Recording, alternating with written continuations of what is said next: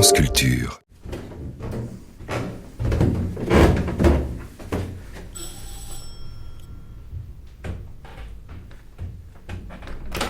Bonjour, madame Leïla Bedaoui. C'est moi. Une lettre commandée pour vous.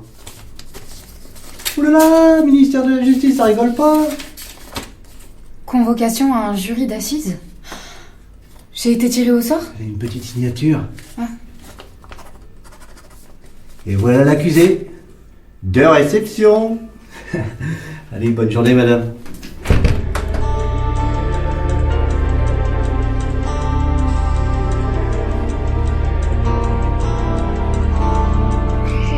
Todavía hay llamas en la fachada de la catedral, pero ya están mucho más controladas y según los técnicos la estructura مبنى كاتدرائية نوتردام في وسط باريس وأدى ذلك لانهيار سقفها بالكامل. Dénoncer le piteux état de la cathédrale et lancer même un appel à sa Des restauration. dommages, en tout cas une chose est certaine, la rosace Nähe von Notre-Dame. Matthias, ist der Brand Das kann man so nicht sagen. Que hay posibilidades de que se salven, ¿no? We don't know what's happening, but we know the glass is melting. La cathédrale, nous la rebâtirons. 3 victimes, je répète, 3 victimes, dont l'archiprêtre.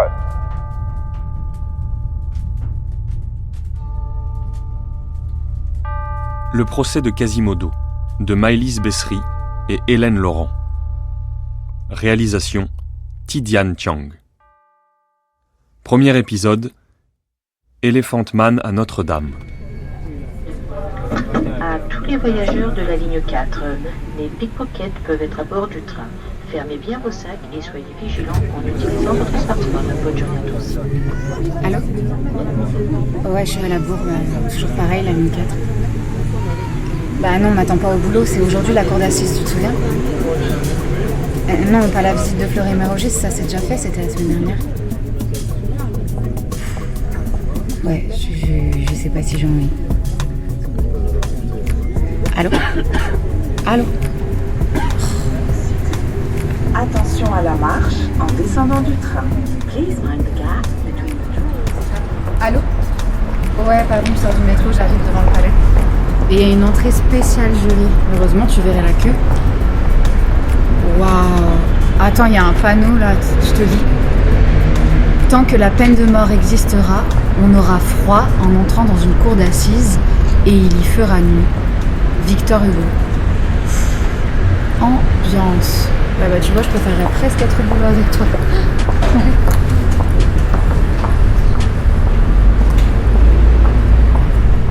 Bonjour Monsieur le Président. Bonjour. Vos clés, votre téléphone, s'il vous plaît.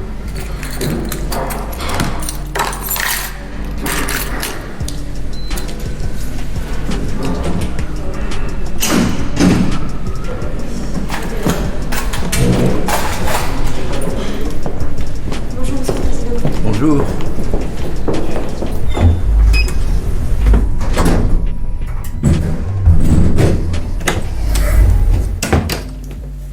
Alors, robe, café. Non, j'aime pas le premier jour. Compliqué ce dossier. Va falloir être clair. Pas trop se laisser déborder. Un incendie, 3 morts. Faut être à la hauteur. Alors, ne pas écorcher. Quasimodo. L'archiprêtre Frollo. Esmé, facile, Esmé. Phobus de Châteaupers. Phébus de Châteaupers. On est bon. Et maintenant, la petite musique pour faire monter la joie. Le courage. Quasimodo, l'archiprêtre Frollo, Esmé, Phébus, voilà. Quasimodo, l'archiprêtre Frollo, Esmé, Phébus.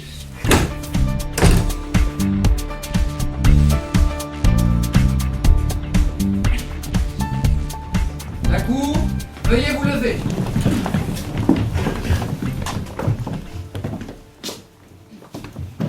Merci.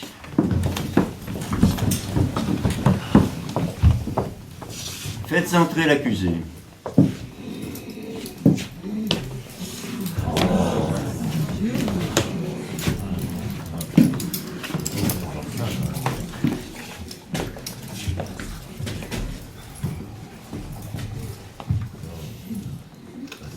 Vous pouvez le désentraver. Nous ouvrons aujourd'hui le procès de M. Quasimodo devant la cour d'assises de Paris. Il est accusé d'avoir provoqué l'incendie de la cathédrale et d'avoir donné volontairement la mort à 3 personnes, son père, l'archiprêtre Frollo, retrouvé inanimé au pied d'une tour de Notre-Dame, Esmé, retrouvé sans vie dans les bras de sa mère, elle aussi décédée dans la station de métro voisine. Je rappelle que l'accusé est en détention provisoire depuis exactement 23 mois et 6 jours. Nous allons procéder au tirage au sort des 6 jurés. Juré titulaire numéro 35, Monsieur Jean Val, 45 ans, professeur des écoles dans le 10e arrondissement. Oui, Monsieur le Président, en CP, à l'école Victor Hugo. Ça tombe bien. Très bien, monsieur. Juré titulaire numéro 23. Jeanne Bird, récusée par la défense. Numéro 12, Marie Duclos, 60 ans, agent d'entretien des espaces verts de la ville de Paris. Présent, Monsieur le Président. Juré titulaire numéro 24. François Victor. Juré titulaire numéro 7. Oui, Monsieur le Président. Juré titulaire numéro 30. Juré titulaire numéro 21. Et enfin, le juré titulaire numéro 14, Madame Leila Bedaoui, 23 ans, conceptrice de site internet. Oui, c'est moi. Oh là là là, je suis choisie. Levez-vous, madame, et venez vous installer près de nous. Vous allez prêter serment avec les 5 autres jurés. Oh, il me fait trop peur, l'accusé. Je vais être hyper près de lui. Ah non, mais c'est carrément un monstre.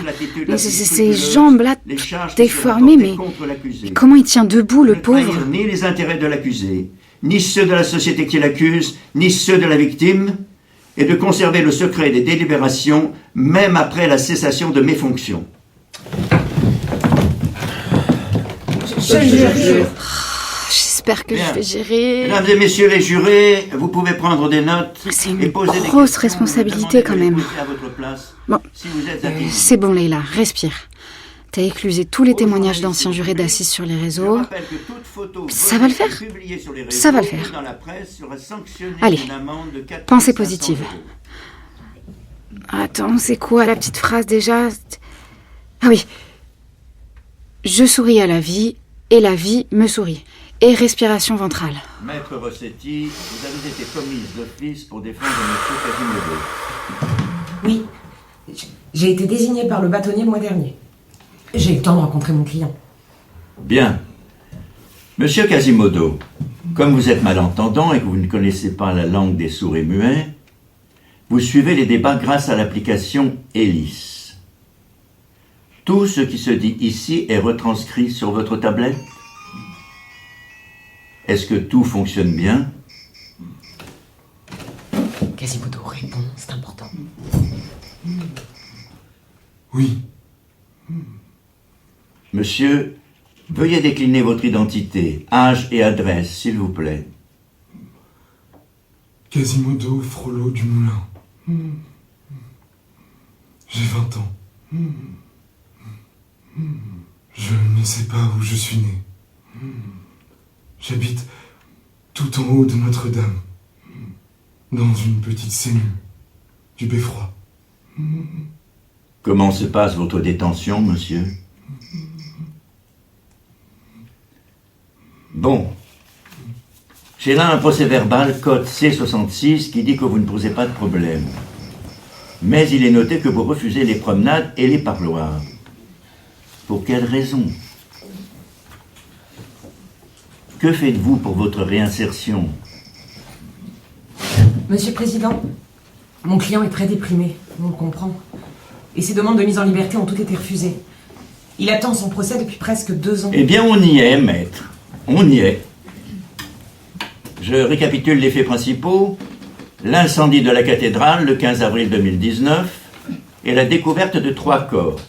Celui du père adoptif de M. Quasimodo, l'archiprêtre Frollo, celui d'Esmé et celui de la mère de cette dernière, Pascal Chantefleury. Monsieur l'avocat général, il n'y a pas de partie civile pour les homicides. Non, Monsieur le Président. Les 2 femmes n'avaient plus de famille et l'organisation religieuse catholique n'a pas souhaité se porter partie civile pour l'archiprêtre Frollo, espérant peut-être sa résurrection. Le ministère public engage donc seul les poursuites à l'encontre de monsieur Quasimodo. Bon. Les questions principales qui se posent à la cour sont les suivantes. L'accusé a-t-il volontairement incendié la cathédrale? A-t-il commis ces 3 homicides? Si oui, en avait-il l'intention? Monsieur Quasimodo, reconnaissez-vous les faits et qu'allez-vous plaider? Non coupable. Silence, s'il vous plaît. Silence! Commençons par retracer l'enfance de l'accusé. Monsieur Quasimodo, vous avez été trouvé à 2 ans devant la cathédrale Notre-Dame par le chanoine Gilbert. Allô? Oui, chanoine Gilbert, merci de m'avoir rappelé, monsieur l'agent. Mais si, je vous assure, il est dans les bras de la gargouille, suspendu par la salopette. Oui, un petit qui dort roulé en boule. J'ai d'abord cru à un reptile jusqu'à ce que j'aperçoive ses cheveux roux. Quel âge? Dieu seul le sait. Il a une drôle d'allure. Un œil comme un œuf, une sorte de verrue. Et dans le dos, comme une bosse. Je l'ai aperçu en fermant la porte de la cathédrale, après notre messe de Pâques. Non, je ne l'ai pas touché. Oui, c'est ça, chanoine Gilbert, avec un T. Venez vite, mon fils. Je vous attends. Seigneur.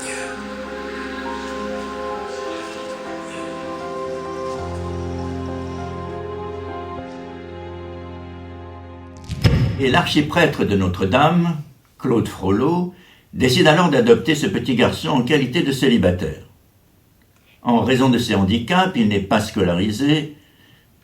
L'enquête sociale relève que cet enfant est dans une posture de repli sans pour autant montrer le moindre signe d'agressivité. Je lis aussi que malgré ses malformations de la colonne vertébrale et des genoux, sa force physique hors norme lui permet, dès l'âge de 8 ans, de sonner seul les cloches de Notre-Dame. Test. Qu'est-ce que tu entends, mon grand? Tu entends mieux à gauche ou à droite? Ça va durer longtemps, docteur. J'ai une réunion du diocèse dans une demi-heure. On va tester avec le casque. Et si vous pouviez m'aider à lui expliquer le principe de l'audiogramme, il faut qu'il lève la main droite quand il entend un son à droite, et pareil à gauche. On va évaluer ses seuils auditifs. Tu lèves la main du côté de l'oreille qui entend. C'est pas compliqué quand même. D'accord. C'est bon, il est prêt. C'est pas la langue des signes, ça? Non. En tout cas, vous vous comprenez bien tous les deux. On y va. Toujours rien?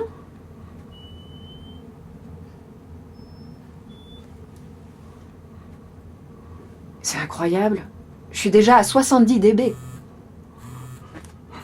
Les cloches. C'est l'heure. C'est la grande volée. Allez, ma Marie. Allez, il est toute belle. Il fait ça tous les jours? Toutes les heures. Attends, mais ne cherchez pas plus loin, mon appareil indique 120 dB. C'est de la folie pour un tympan si jeune. Il faut absolument qu'il arrête. Qu'il arrête? C'est son seul plaisir. Il ne sort pratiquement pas de Notre-Dame. Il ne parle qu'à moi.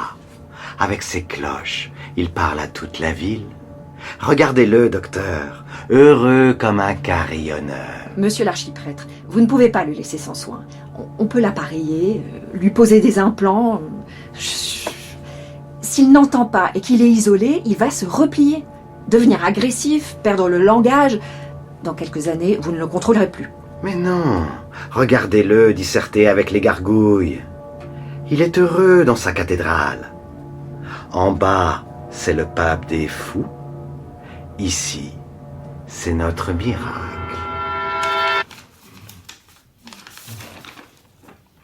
D'après le procès-verbal du 3 mai 2019, Quasimodo n'a jamais été appareillé et à 16 ans, il devient officiellement le chargé de maintenance et sonneur de cloche de Notre-Dame. Monsieur Quasimodo, que diriez-vous de vos relations avec votre père pendant toutes ces années? Mon père? Vous avez bien dit mon père. C'était mon maître. C'est-à-dire? Je lui obéissais. Est-ce qu'il y avait des disputes entre vous, des coups? Quasimodo, concentre-toi, c'est important. Non. En ce qui vous concerne, un procès-verbal indique que vous étiez déjà connu des services de police pour des faits de violence. Quelques mois avant l'incendie, vous avez croisé pour la première fois le chemin de la jeune Esmée et vous avez tenté de l'enlever. J'ai obéi à mon père. Il m'a demandé de l'enlever. Un policier m'en a empêché. Pourquoi vous a-t-il demandé de l'enlever? Je ne sais pas. J'ai fait ce qu'il me demandait. Vraiment? Vous n'avez pas une petite idée? Allons, vous avez 18 ans, votre père vous demande d'enlever de nuit par la force une jeune inconnue et vous ne posez pas de questions? Vous ne nous racontez pas tout, monsieur Quasimodo. Bon, vous ne voulez rien dire? Eh bien, nous avons ici un témoin, l'agent de police Poulain. Veuillez vous lever et prêter serment, monsieur.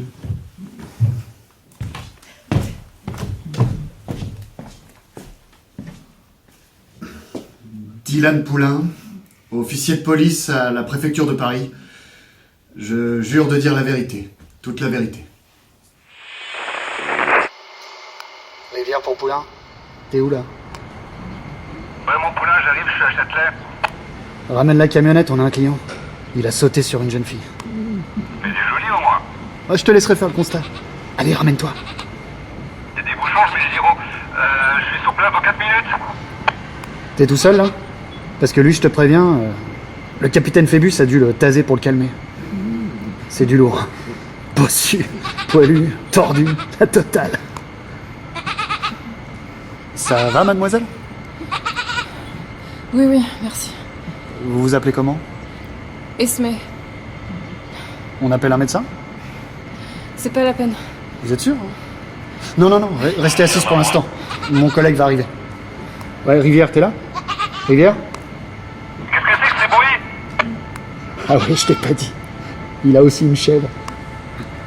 Tu déconnes? Non, une chèvre naine avec des cornes dorées. Ah, ça y est, je te vois. La jeune fille Esmée n'a pas porté plainte contre vous, monsieur Quasimodo. Vous n'avez écopé que d'un rappel à la loi. Je lis qu'elle est même venue vous voir pendant votre garde à vue. Pourquoi? Elle était si gentille. Elle a eu peur pour moi.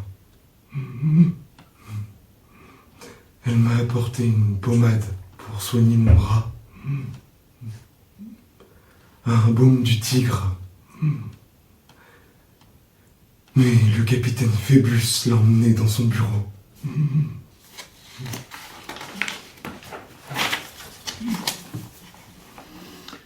Je vois qu'il n'est nullement fait mention de l'archiprêtre. Pourquoi avez-vous couvert votre père, monsieur Quasimodo?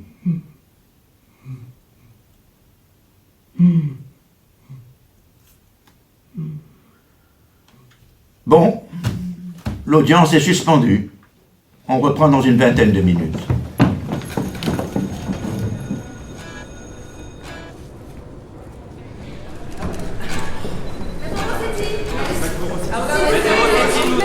Êtes-vous au courant qu'avant sa mort, des plaintes pour harcèlement moral avaient été déposées contre l'archiprêtre Frollo, classées sans suite? Vous pensez que l'affaire a été étouffée?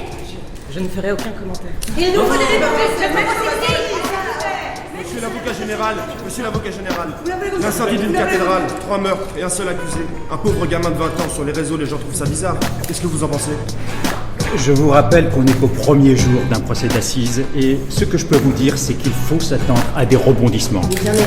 On a déjà vu des coupables très touchants et des innocents très antipathiques. D'ailleurs, petite parenthèse, c'est tout l'intérêt de la cour d'assises. Tout finit toujours par être dit. Patience. Monsieur l'avocat général, s'il vous plaît. Non, excusez-moi, il faut que j'y retourne.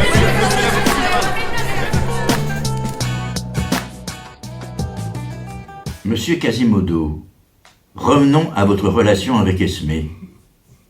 Elle est venue vous voir en garde à vue, et après? J'ai eu honte. J'ai voulu m'excuser. Je sais où elle habite. Je la vois de ma tour. Elle a un mobil-home sur les quais. Un soir, j'y suis allé.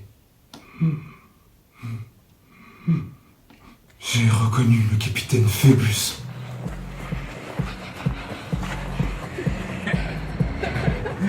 Monsieur le capitaine. Je peux essayer votre ascension? Attention, mon arme de service. Voilà, tu risques plus rien maintenant. Mais c'est moi qui te l'attache. Oh. Moi aussi j'ai une arme. Regarde. Oh.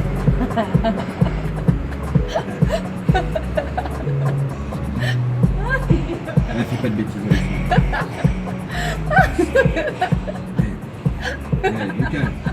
J'ai attendu. Je me suis endormi.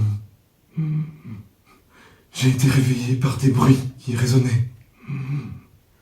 La porte du mobil-home était ouverte. Le capitaine et Esmé étaient évanouis sur le lit. Il fallait que je la sauve. Je l'ai emmenée à Notre-Dame. Vous l'avez donc enlevée alors qu'elle était inconsciente. Et vous n'avez pas appelé les secours. Le capitaine Phébus était pourtant gravement blessé. Au moment où vous l'avez emmenée, monsieur Quasimodo, Esmé était donc recherchée par la police. Vous rendez-vous compte de la gravité des accusations qui pesaient sur elle? Agression à l'arme blanche sur un représentant de l'autorité publique. Je n'ai pensé qu'à la protéger. Elle et sa chèvre. Tu es Jésus, Sancta Maria, Mater Dei, ora pro nobis peccatoribus nunc, et in hora mortis nostrae. Amen. Qu'est-ce que c'est que cette foire dans mon église? Qui est là? Lionel Messi. C'est le beau gosse. À droite. Beau gosse. Beau gosse, beau gosse, beau gosse. Lionel Messi. Elvis Presley. Mon Dieu, je deviens fou. Ça ne peut pas. Mais si, c'est elle. Esmé, Esmé. Capitaine Phébus. Beau gosse. Te voilà, toi, Ah, non. Lâchez-moi. Lâchez-moi. Non. Mon portable, Jelly. Jelly. Dis Siri. Appelle Quasimodo. Appelle Quasimodo. Tais-toi. Laissez-moi. Tais-toi. Donc, si je vous comprends bien, monsieur Quasimodo, ce soir-là, vous défendez Esmé contre votre père qui tente de la violer. Pourtant, quelques semaines auparavant, vous étiez sur le point d'enlever cette jeune fille à sa demande. Qu'est-ce qui a changé entre-temps? Je me suis mis à l'aimer. Visiblement, vous n'étiez pas le seul. Enfin, tout dépend de ce qu'on entend par aimer. Monsieur le Président, attendez. Maître Rossetti, calmez-vous. Excusez-moi, est-ce que je peux... Une dame de... Maître Rossetti, monsieur l'avocat général, approchez.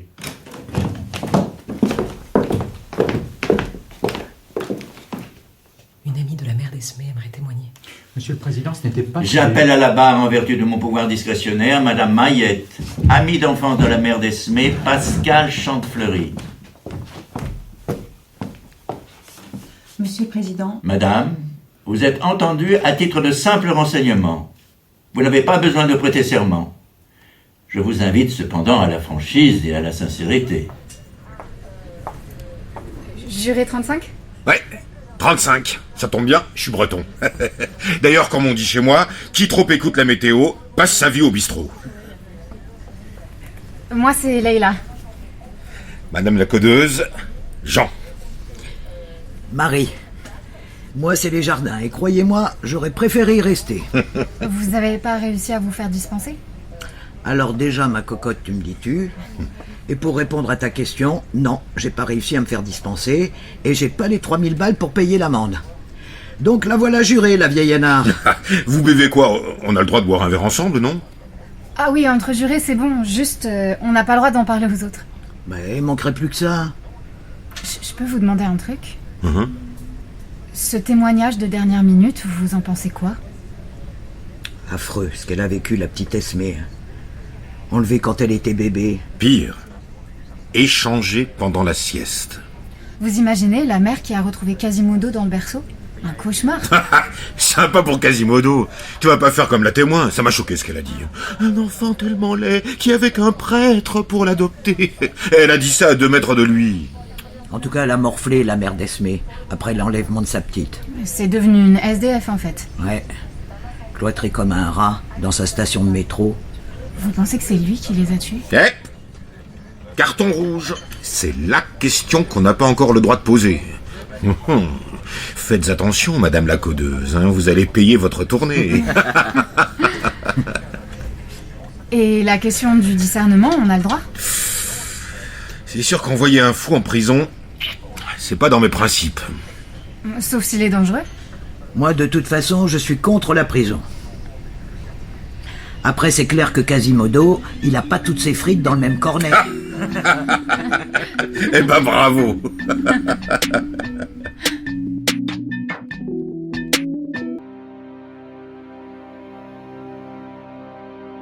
Quasimodo est-il coupable? C'est ce que nous ignorons pour l'heure parfaitement. Il comparaît devant ce tribunal pour l'incendie de la Sainte Cathédrale, ainsi que pour 3 meurtres, qui sait, 3 assassinats. Celui de Feu son père, l'archiprêtre Frollo, celui de la recluse de la station fantôme et de sa fille, l'insaisissable Esmée, dont notre bossu était éperdument amoureux. Un mystérieux témoin a d'ailleurs révélé à la cour que la belle et le sonneur disgracieux avaient été échangés au berceau. Si l'auditeur y consent, c'est aujourd'hui le 5e jour du procès. On se remémore la funeste nuit du 15 avril 2019, où un violent soufflet de flammes a manqué d'anéantir la vieille dame de pierre pour l'offrir aux ténèbres qui hantent les sous-sols de la capitale. 2e épisode. La nuit du 15. Monsieur le Président, vous comprenez bien que pour Quasimodo, cette cathédrale, c'est toute sa vie. C'est sa maison, son refuge. Et c'est d'ailleurs pour ça qu'il y emmène celle qu'il aime, Esmée. Pour la protéger, alors que la police est à ses trousses. Pourquoi y aurait-il mis le feu? Ça n'a aucun sens. Au contraire, quand il voit des casseurs qui brisent un vitrail, il intervient, il protège Notre-Dame. Cet incendie est de toute évidence un accident. D'ailleurs, aucune expertise n'a démontré le contraire. Monsieur l'avocat général? Aucune expertise n'a non plus démontré que c'était un accident. Et jusqu'à preuve du contraire, Quasimodo est le seul à se promener sur les toits de la cathédrale au moment de l'incendie. Il est violent, il jette des objets du haut de la tour, il n'appelle ni la police ni les pompiers. Ça fait beaucoup de coïncidences, non? D'ailleurs, les fameux casseurs dont vous parlez, maître, n'ont pas du tout la même version des faits. J'appelle à la barre Monsieur Clopin, témoin de l'avocat général. Excusez-moi, Monsieur le Président. Monsieur Clopin est en train de passer les contrôles de sécurité. Bien. L'audience est suspendue 10 minutes.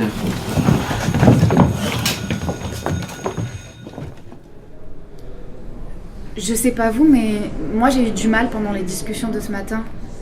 J'arrive pas à me représenter les lieux, l'espace de la cathédrale, où était Quasimodo pendant l'incendie.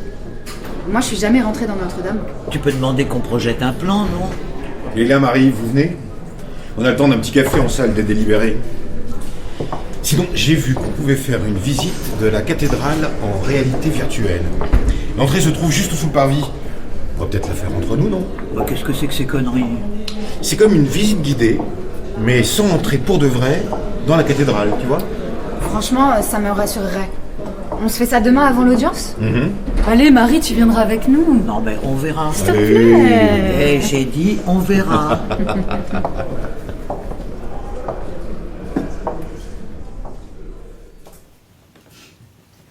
Monsieur, veuillez vous lever, s'il vous plaît, et décliner votre identité.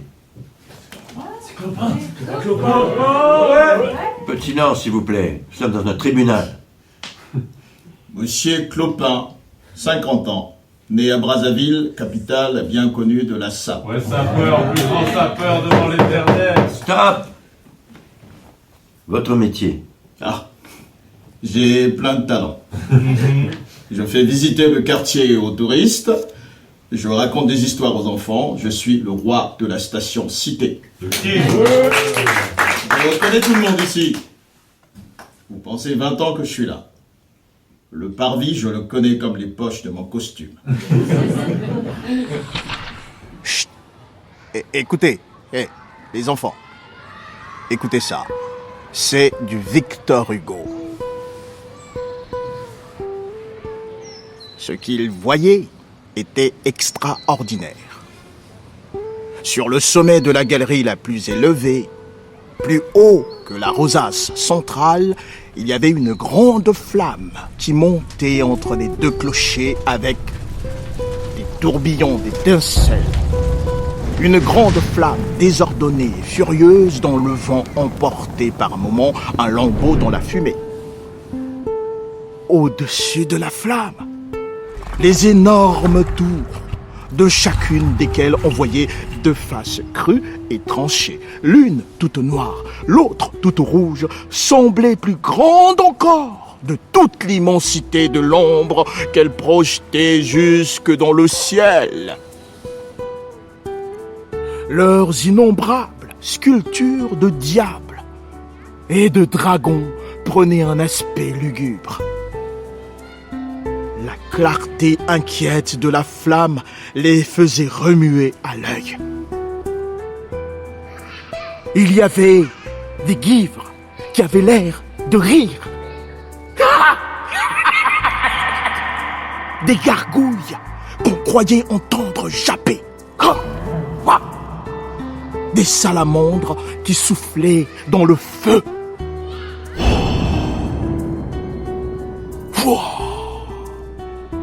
Des tarasques qui éternuaient dans la fumée.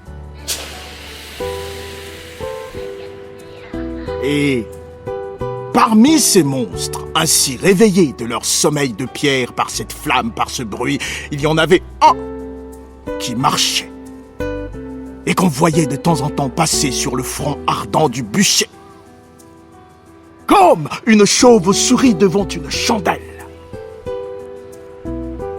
Sans doute, ce phare étrange allait éveiller au loin le bûcheron des collines de Bicêtre, épouvanté de voir chanceler sur ses bruyères l'ombre gigantesque des tours de Notre-Dame. Lissolo et Silaraté et Sine. Pourquoi y a-t-il eu le feu? C'est bien la question. Et qu'est-il arrivé aux victimes? Monsieur Clopin, nous attendons votre témoignage spontané. Monsieur le Président, Esmé, vous savez, c'est la princesse du métro, c'est notre sœur. Quand elle a disparu, toute la station était très inquiète. On l'a cherchée partout.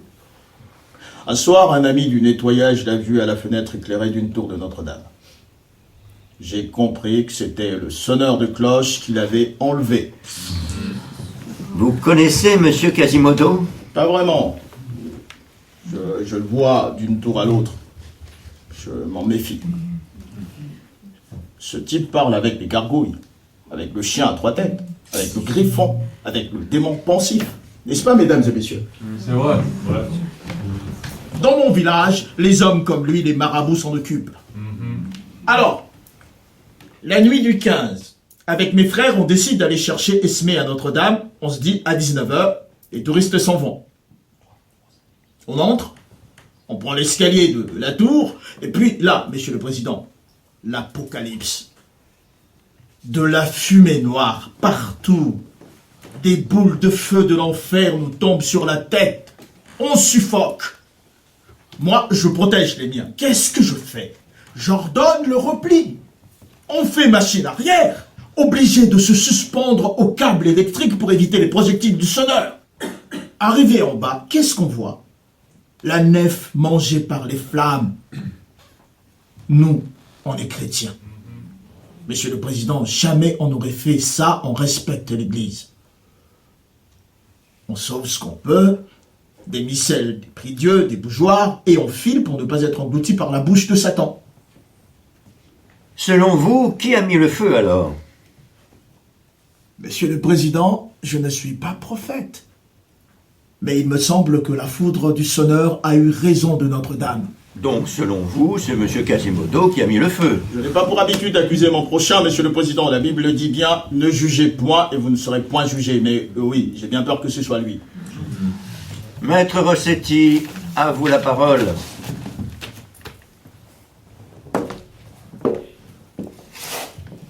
Donc, si je vous comprends bien, c'est mon client qui met le feu et c'est vous qui sauvez les trésors de Notre-Dame. On a de la chance de vous avoir, monsieur Clopin. Et ces trésors de Notre-Dame, vous les avez rendus? Maître, j'ai prévenu la police qu'ils étaient à leur disposition. Depuis 2 ans. Monsieur le Président, ces objets ont-ils été restitués? Non, pas à ma connaissance. Peut-être refourgués à la sortie du métro avec vos cigarettes. En tout cas, vous n'avez aucune preuve que mon client soit responsable de l'incendie. Monsieur le Président, témoignage par oui-dire est donc inadmissible. Bien, monsieur Clopin, vous pouvez vous rasseoir. Revenons à la nuit du 15. Monsieur Quasimodo, vous dites avoir quitté la cathédrale vers 5 heures du matin. Pourquoi? Je cherchais Esmé. Elle a disparu pendant l'incendie. Je suis descendu dans le métro. Mais, si je ne m'abuse, à cette heure-ci, le métro est fermé. Comment avez-vous fait pour y entrer? Par le passage, monsieur. Quel passage? Celui qui descend directement du bureau de mon père, en haut de la tour, au métro Cité. Ah oui, l'archiprêtre Frollo évoque ce passage dans son journal. Et c'est vrai qu'Esmé a ses habitudes dans le métro. C'est là qu'elle travaille. Mesdames, messieurs, 10 € le tirage de cartes, Tarot de Marseille. Vous pouvez faire un paiement par carte sans contact. Bonjour madame, une question amour? Oui, bien sûr. Bon Dieu, cette voix... Vous êtes bien sur icuré.com. Vous allez être mis en relation avec l'un de nos e-confesseurs. Si vous êtes vous-même membre du clergé, tapez 1. Si vous êtes incroyant dans l'incapacité de vous déplacer, tapez 2. Pour toute autre situation, tapez 3. Votre temps d'attente est estimé à moins de 3 minutes.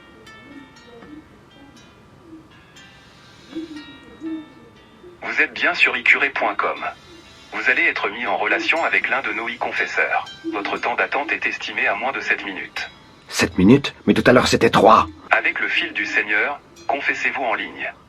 L'archiprêtre avait donc mis en service un passage non répertorié entre la cathédrale et le métro Cité? La RATP est au courant?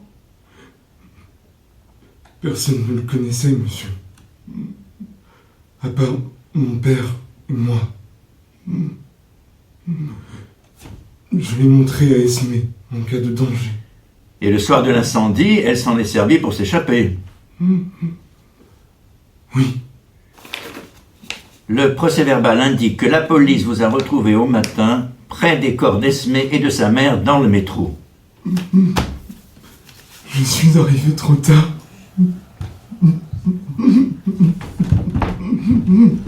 L'audience est levée. Nous reprendrons les débats dans un quart d'heure. Quand je pense que j'ai rêvé toute la nuit que j'accouchais de lui. Une espèce de bébé Elephant Man qui se mettait à hurler. Leïla ? Atroce. Leïla ? Café ? Non merci Jean, c'est gentil. Et toi, Marie ? Oui, merci. Toi, cocotte, t'as pas l'air bien. C'est Quasimodo. J'ai hyper peur de passer devant lui. Oh ben bravo. Il est handicapé, pas méchant. C'est plutôt nous qui risquons de lui faire du mal, tu sais. Tiens, Marie. Ah, faut qu'on y retourne. Bon, même pas le temps de boire un café.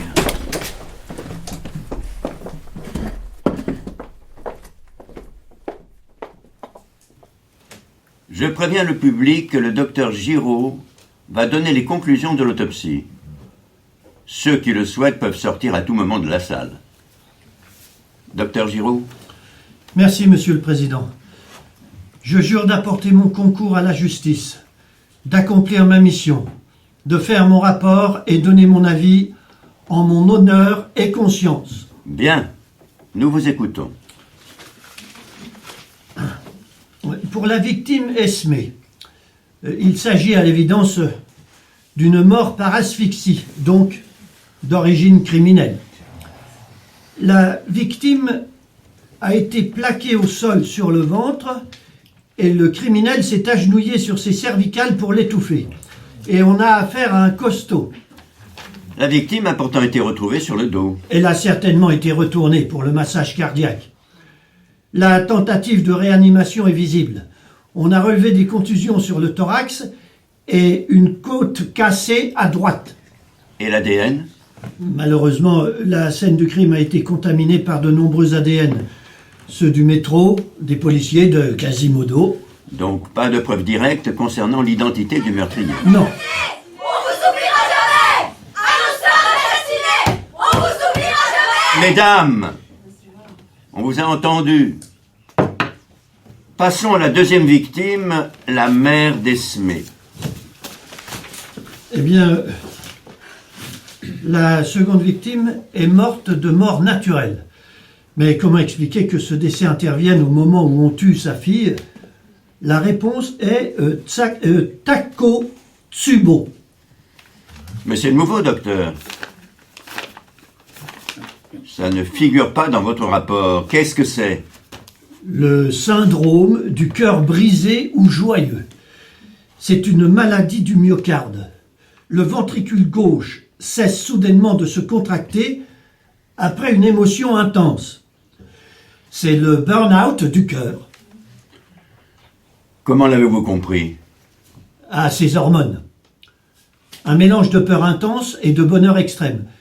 Des collègues cardiologues me l'ont confirmé ce matin. C'est une pathologie extrêmement rare et diagnostiquée depuis peu. Vous êtes formel, docteur? Absolument formel. C'est une super nouvelle pour nous, ça. Tu te rends compte, Quasimodo? On peut plus t'accuser de sa mort. Retournons à la nuit du 15 et essayons de voir ce qui a pu déclencher cet ascenseur émotionnel. Monsieur Clopin, revenez à la barre, s'il vous plaît.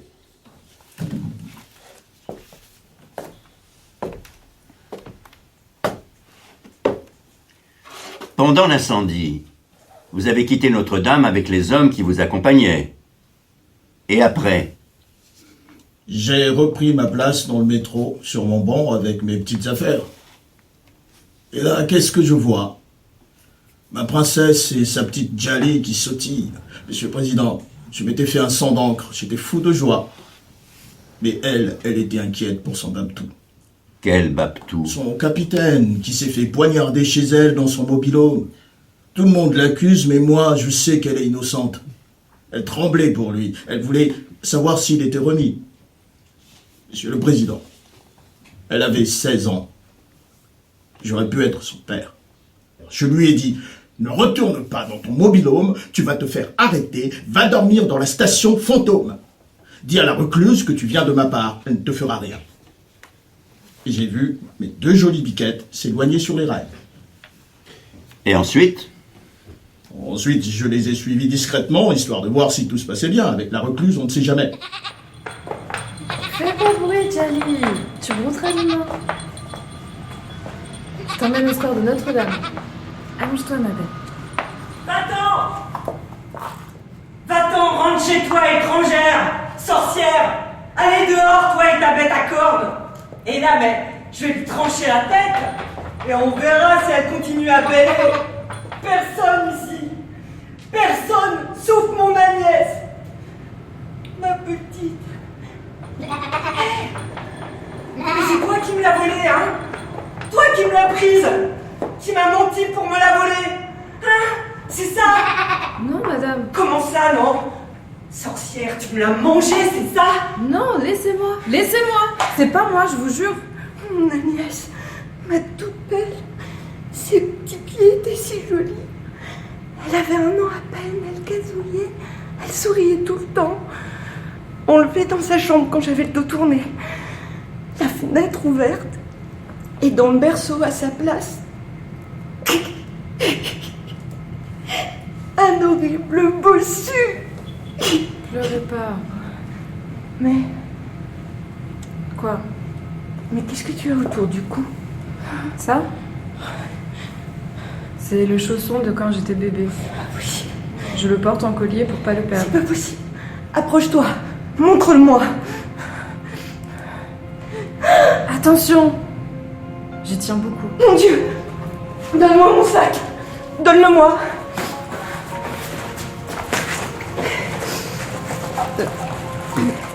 Regarde! Regarde ton chausson! C'est moi qui ai l'autre! Agnès! Ma fille! Ma fille! Ma fille!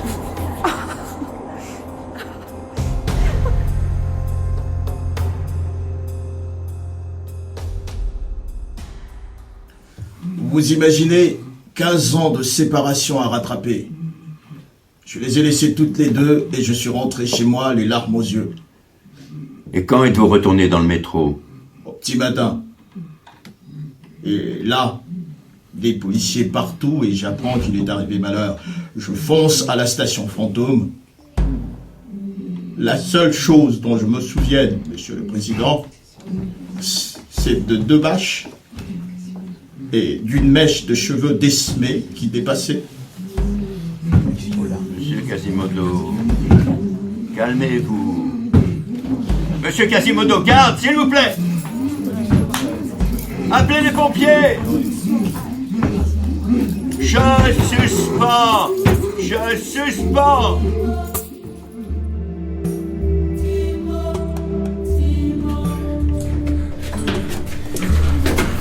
Bon, installez-le sur le lit. On lui fait 2 mg de Valium et on surveille. Pardon, docteur, je réponds, c'est mon collaborateur. Je vous en prie. Oui, attends. Oui, Hugo. Attends, j'entends rien, je suis allée sur le site avec Quasimodo. Je peux pas te parler là, je te rappelle quand il sera plus calme. Hein? Allô?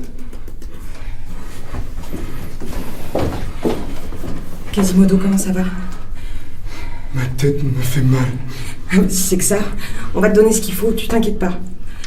Est-ce que tu te souviens de ce qui s'est passé? T'as fait une crise. Oui. Est-ce que t'en as déjà fait avant? Oui. Oh, je suis désolée. Je sais que c'est très douloureux et très éprouvant tout ça. C'est normal que ça te fasse réagir. Tu crois que t'es capable d'y retourner cet après-midi? Oui. Allez, t'as raison. Plus vite c'est fini, plus vite on te fichera la paix. Mais si jamais tu sens une autre crise venir, tu me le dis et je te fais sortir immédiatement. D'accord? D'accord. La séance est ouverte. Il a été décidé, en accord avec l'accusé et son avocate, que les débats pouvaient reprendre. Je demande cependant au public une grande attention pour que cette audience s'achève dans les meilleures conditions. Monsieur Clopin, je récapitule. Le matin du 16, vous rejoignez la station fantôme, la police est sur place, les corps d'Esmé et sa mère ont été retrouvés. Que savez-vous des circonstances de leur mort? Certains m'ont dit que le Babtou d'Esmé était là ce soir-là. qu'il l'a cherché, qu'il était très énervé. Il donne des grands coups de pied dans les sacs de couchage, il accuse tout le monde de cacher Esme, il leur prend leur dose, il menace de garde à vue, avec des yeux, paraît-il, de démons furieux. Bien. Que vous ont-ils dit d'autre? Vous imaginez bien, Monsieur le Président, qu'ils ne sont pas du genre à faire des confidences à un flic. Mais quand le Babtou a sorti son taser, évidemment leurs langues se sont déliées. Il a filé tout droit à la station fantôme, crachant comme un dragon. En effet, c'est le capitaine Phébus qui a trouvé les 2 victimes et l'accusé au petit matin dans la station fantôme. Ce n'était pas le petit matin, Monsieur le Président, sinon j'aurais été là. C'est moi qui rentre toujours le premier à l'ouverture de la station Cité à 5h30. D'ailleurs, Monsieur le Président, il me semble indispensable de clarifier le rôle de la police dans cette histoire. Au vu de ce témoignage, je demande la saisie des caméras de la préfecture de police des alentours de Notre-Dame. Madame la greffière, s'il vous plaît, notez que j'ordonne un supplément d'enquête à la police concernant les vidéos de surveillance aux alentours de la cathédrale et du métro Cité. Bon, je pense que nous en avons fini pour aujourd'hui. Le chantier de Notre-Dame avance à grands pas. Souvenez-vous, la chute de la flèche avait percé la voûte de la cathédrale. Eh bien, la restauration de celle-ci est maintenant achevée, confirmant une réouverture prochaine. Et puisqu'on parle de Notre-Dame, voici des nouvelles du procès. Quasimodo pourra-t-il et souhaitera-t-il assister à son procès jusqu'au bout, après un malaise en fin de matinée qui a contraint l'accusé à quitter la salle d'audience du tribunal? On parle que de ça. Les débats ont repris normalement, mais tout le monde s'intéresse. Moi, ça m'arrangerait que ce soit ajourné, tiens. Et la volonté Annulé, de mais. Bah non, il faut aller assister à jusqu'au bout. l'entièreté Un accusé. du procès. Un Faut qu'il procès puisse s'expliquer. s'est déroulé en l'absence de l'accusé? Non, bien sûr. T'inquiète que le président, depuis qu'il a lu le dossier, il sait très bien ce qu'il va voter. Mais on se rappelle toutefois Et il aimerait bien qu'on pense comme lui. Colonna n'avait pas voulu assister C'est vrai qu'il ne faut pas qu'on se laisse influencer. Si on était aux États-Unis, on serait carrément enfermé pour éviter les pressions. Si ça se trouve, Quasimodo peut encore avouer. Franchement, j'aimerais mieux. Au moins, je serais sûre. S'il est coupable. Hey, t'oublies la présomption d'innocence, là. Au réchauffement climatique, Ben, pour l'instant, on ne voit pas trop qui d'autre. de prévention de l'État. Vous avez vu les réseaux? Il y a plein de vidéos du copycat de Quasimodo. Tu peux parler français, s'il te plaît? C'est quoi un copycat? Un copycat, c'est comme dans les séries. C'est un imitateur. Attends, je te montre. Ce type-là. Il s'est maquillé, il s'est collé une bosse. Pour les cheveux, je sais pas, il était peut-être déjà roux au départ. Et il s'est filmé dans Notre-Dame. Au milieu des travaux? Mais pourquoi faire? Regardez la vidéo. Personne ne sait qui c'est, et personne ne sait comment il a réussi à rentrer. En pleine nuit en plus. Attends. Qu'est-ce qu'il a dans les mains? C'est pas un briquet?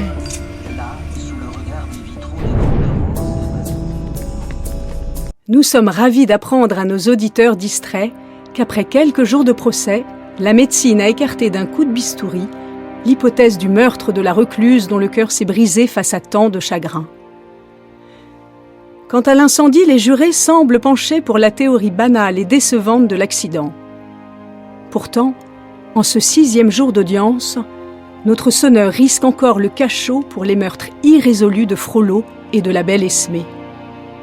D'ailleurs, à la simple évocation de la devineresse, Quasimodo, l'amoureux éperdu, a été en proie à une crise si dévastatrice qu'elle a contraint le bon juge à suspendre les débats pour quelques heures. 3e épisode.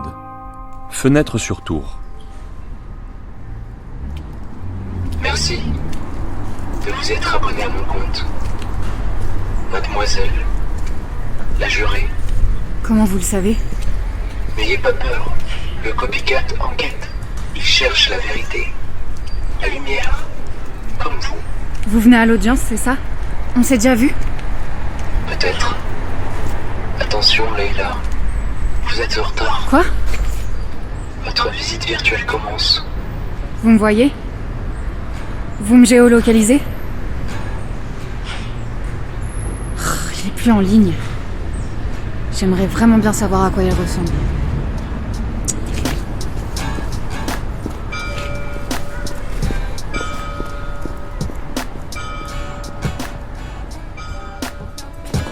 Bonjour. Bienvenue dans l'espace de réalité virtuelle consacré à Notre-Dame. Donc je vous explique, à droite, vous pouvez laisser vos affaires et là, à gauche, vous pouvez récupérer les sacs à dos et les casques. Ok. Vous êtes combien? Voilà, ça y est. Bonjour. On est là tous les trois. Bon, parfait. Eh bien, écoutez, je vous laisse avec mes collègues et je vous souhaite une très bonne visite, messieurs, dames. C'est par là. Oui, Ok, tout à fait. merci. Merci. Bonjour. Bonjour. Bienvenue dans l'espace de réalité. Prêt? Ouais. Oui. Alors, vous allez suivre votre guide virtuel. 2 consignes importantes. Toujours suivre les espaces délimités au sol en vert et lever la main en cas de problème. Un agent d'accueil viendra vous aider. C'est bon pour tout le monde? C'est parti. Lady la Bey. Et devine comment s'appelle mon avatar. Ah, je te vois. Mickey l'ange. C'est malin. Et Marie? Pourquoi elle aime Louise Michel. la jurée révolutionnaire? Si belle qu'elle se soit conservée en vieillissant. Comme toi, Louise Michel. Ah, ta gueule. De ne pas soupirer, de ne pas s'indigner devant les dégradations, les mutilations sans nombre que simultanément le temps et les hommes ont fait subir au vénérable monument. Penchez-vous pour ne pas vous cogner la tête. Nous allons monter sur la plateforme qui va nous mener jusqu'à la charpente. C'est juste là où le feu a pris, non? Moi, ça me donne le vertige, ce truc. Marie, tu sais que c'est de la réalité virtuelle, hein, quand même. T'es juste en train de faire les 100 pas dans un parking. Le temps est rongeur et l'homme l'est plus encore. Quasimodo, vous avez de la visite. Attendez, docteur. Je dois lui donner sa tablette, il ne nous entend pas.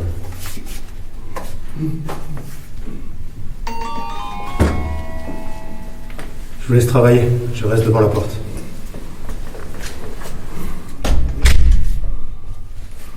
Je suis le docteur Marguerite. Comment allez-vous aujourd'hui? J'ai été commis par le président de la Cour pour vous examiner avant l'audience de ce matin. J'ai cru comprendre que ça avait été difficile hier. Comment vous sentez-vous aujourd'hui? Vous avez pu dormir cette nuit? Oui. Je vois dans votre dossier médical que vous avez déjà eu à 2 reprises des crises semblables en prison. Le 16 avril 2020 et le 16 avril 2021. Ça, monsieur Quasimodo, ça s'appelle un syndrome d'anniversaire. Les traumatismes de la nuit de l'incendie remontent. Votre inconscient se souvient. Parlez-moi du dernier souvenir que vous avez de votre père. C'est pendant l'incendie. Je cherchais Esme et Jali qui avaient disparu. Esme!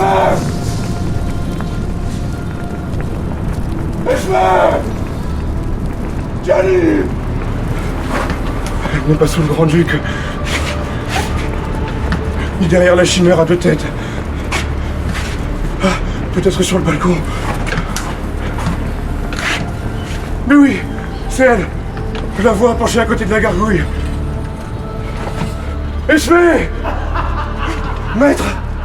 C'est vous?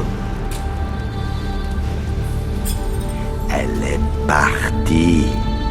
Partie, tu comprends? Elle a profité de l'incendie. J'ai laissé la porte de mon bureau ouverte. Elle a pris le passage. Tu croyais quoi, pauvre imbécile, que j'allais te la laisser? Elle est à moi. Et toi aussi, tu es à moi, à moi, à moi, à moi. Et vous ne l'avez pas vu tomber? C'est les policiers qui m'ont dit qu'il était mort. Bon. Prêt à retourner en salle d'audience? Oui.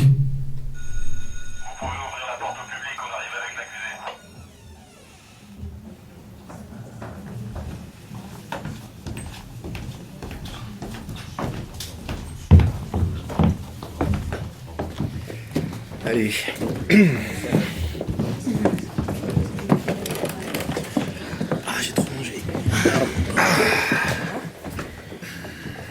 sang. Depuis la réalité virtuelle, j'ai mal au cœur. Layla, n'oublie pas de sortir ton petit cahier. Sinon, le président, il va te gronder. Oui, et range ton portable. Tu crois qu'on ne te voit pas lire tes SMS pendant l'audience? Eh, mais ça va, là, c'est moi.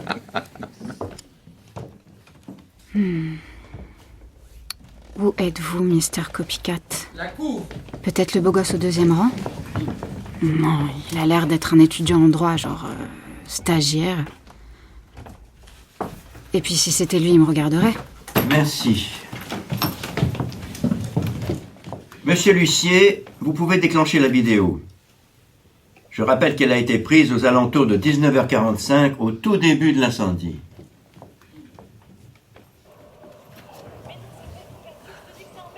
Attends, zoom pour voir. Merde, t'as raison. C'est un curé, j'essaie d'échapper aux flammes. Mais il a couru dans ses fringues. Non, mais il va tomber là. Tu crois que les pompiers l'ont vu? Mais non. Oh! Oh! Mon mec là-haut! Attends, j'appelle les pompiers, c'est mieux. Monsieur le Président, Oui, maître Rossetti.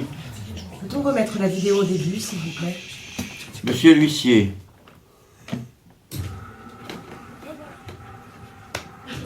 Regarde! Attends, zoom pour voir.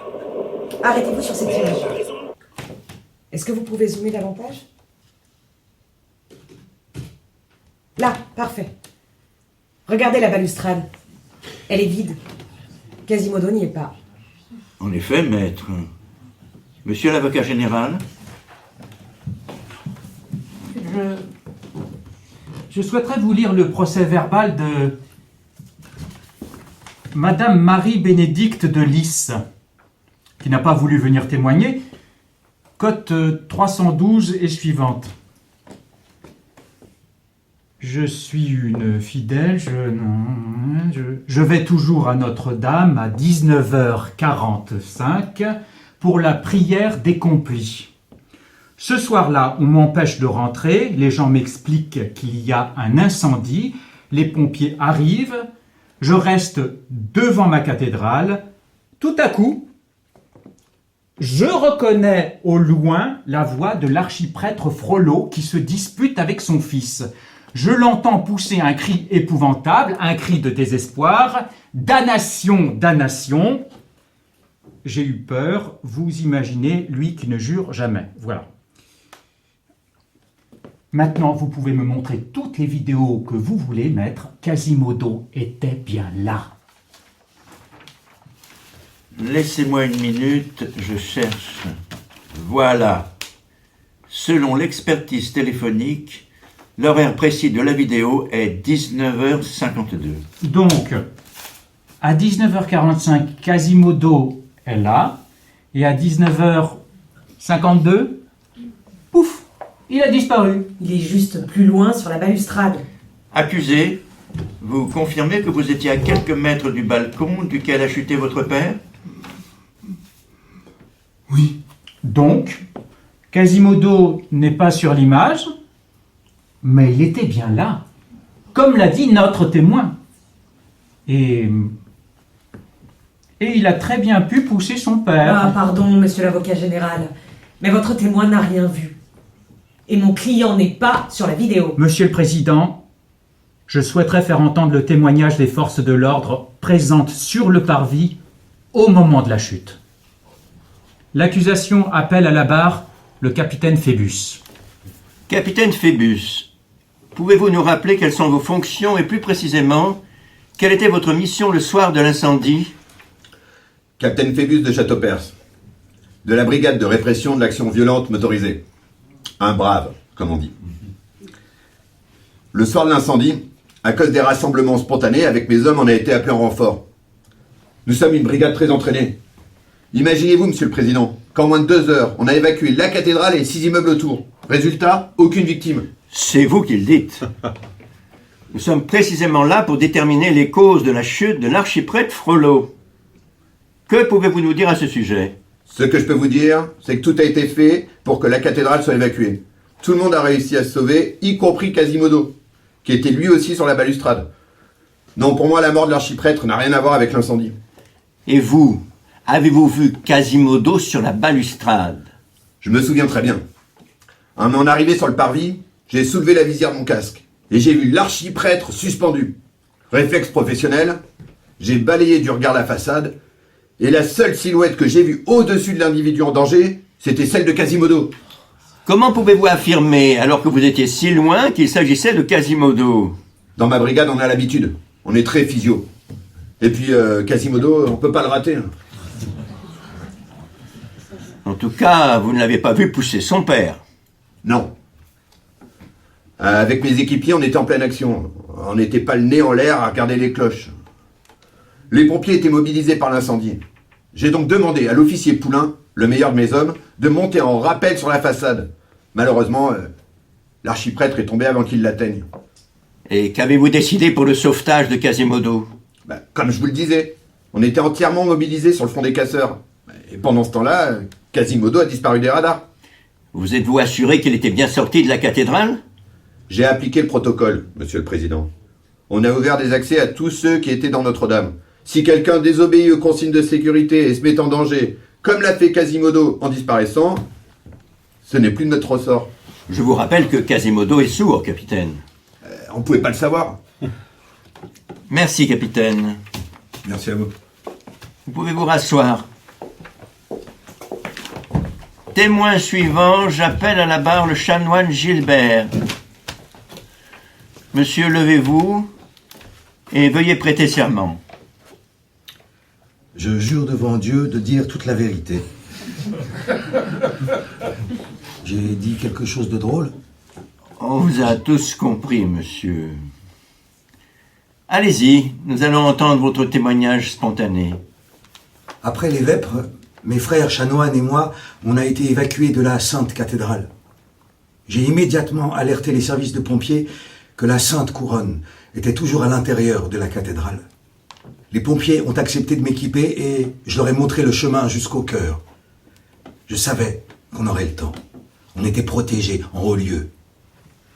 Vous savez, je me suis dit, si on sauve cette couronne, Notre-Dame ne s'effondrera pas. Et le miracle a eu lieu. Monsieur le chanoine, quand avez-vous vu l'archiprêtre Frollo? Une bonne demi-heure après, en sortant de la cathédrale avec les pompiers. Je lève la tête et je vois l'archiprêtre suspendu par son froc. Son fils est au-dessus de lui, mais Frollo est caché par le balcon, Quasimodo ne peut pas le voir. Il a beau appeler au secours, son fils est sourd, Quasimodo est là, immobile. Il regarde Paris. Le temps que les pompiers interviennent, il est trop tard. L'avez-vous vu tomber? Hélas, oui. J'ai vu sa chasuble se déchirer. Le malheureux n'a même pas crié. Donc vous n'avez vu personne le pousser? Aucun visage humain, Monsieur le Président. Peut-être le Seigneur a-t-il voulu rappeler à lui une brebis égarée. Brebis égarée?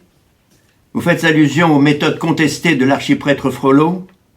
À la commission d'enquête commandée en 2015 par le clergé?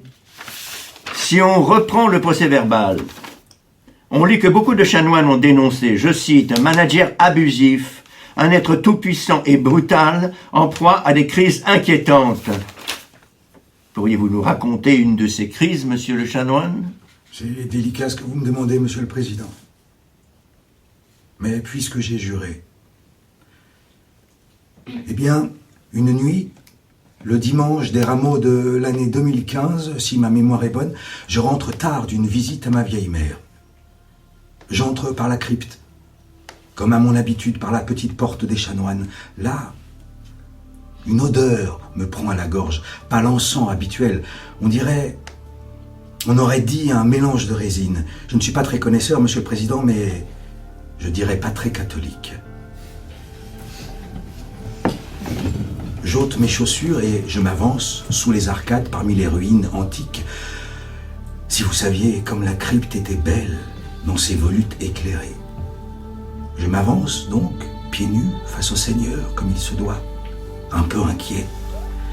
Je suis la fumée épaisse et j'entends un raffut indéfinissable et je découvre notre archiprêtre Frollo, à genoux, sur les pierres, torse nu.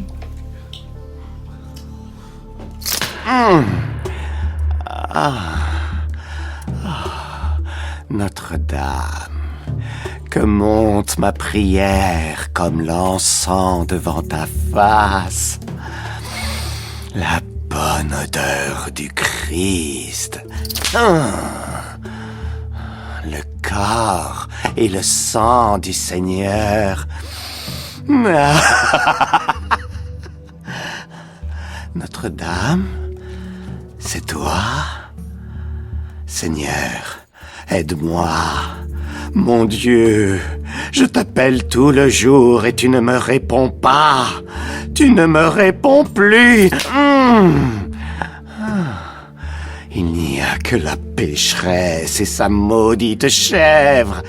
Il n'y a que toi, Esmé. Viens.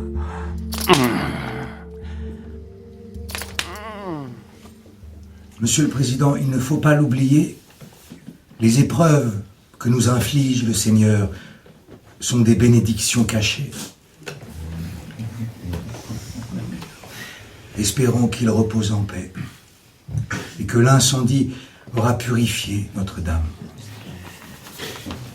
Monsieur Quasimodo, veuillez vous lever. L'autopsie de Frollo a révélé la présence de substances cannabinoïdes. Étiez-vous au courant des problèmes d'addiction de votre père? Il me demandait d'aller acheter de la résine pour lui. Dans le square de Notre-Dame. Il faisait ensuite des mélanges dans sa cellule. Oui, on a perquisitionné la cellule et la police a trouvé un vrai laboratoire. D'ailleurs, votre père était diplômé en chimie. Était-il, selon vous, sous l'emprise de ces substances le soir de sa chute?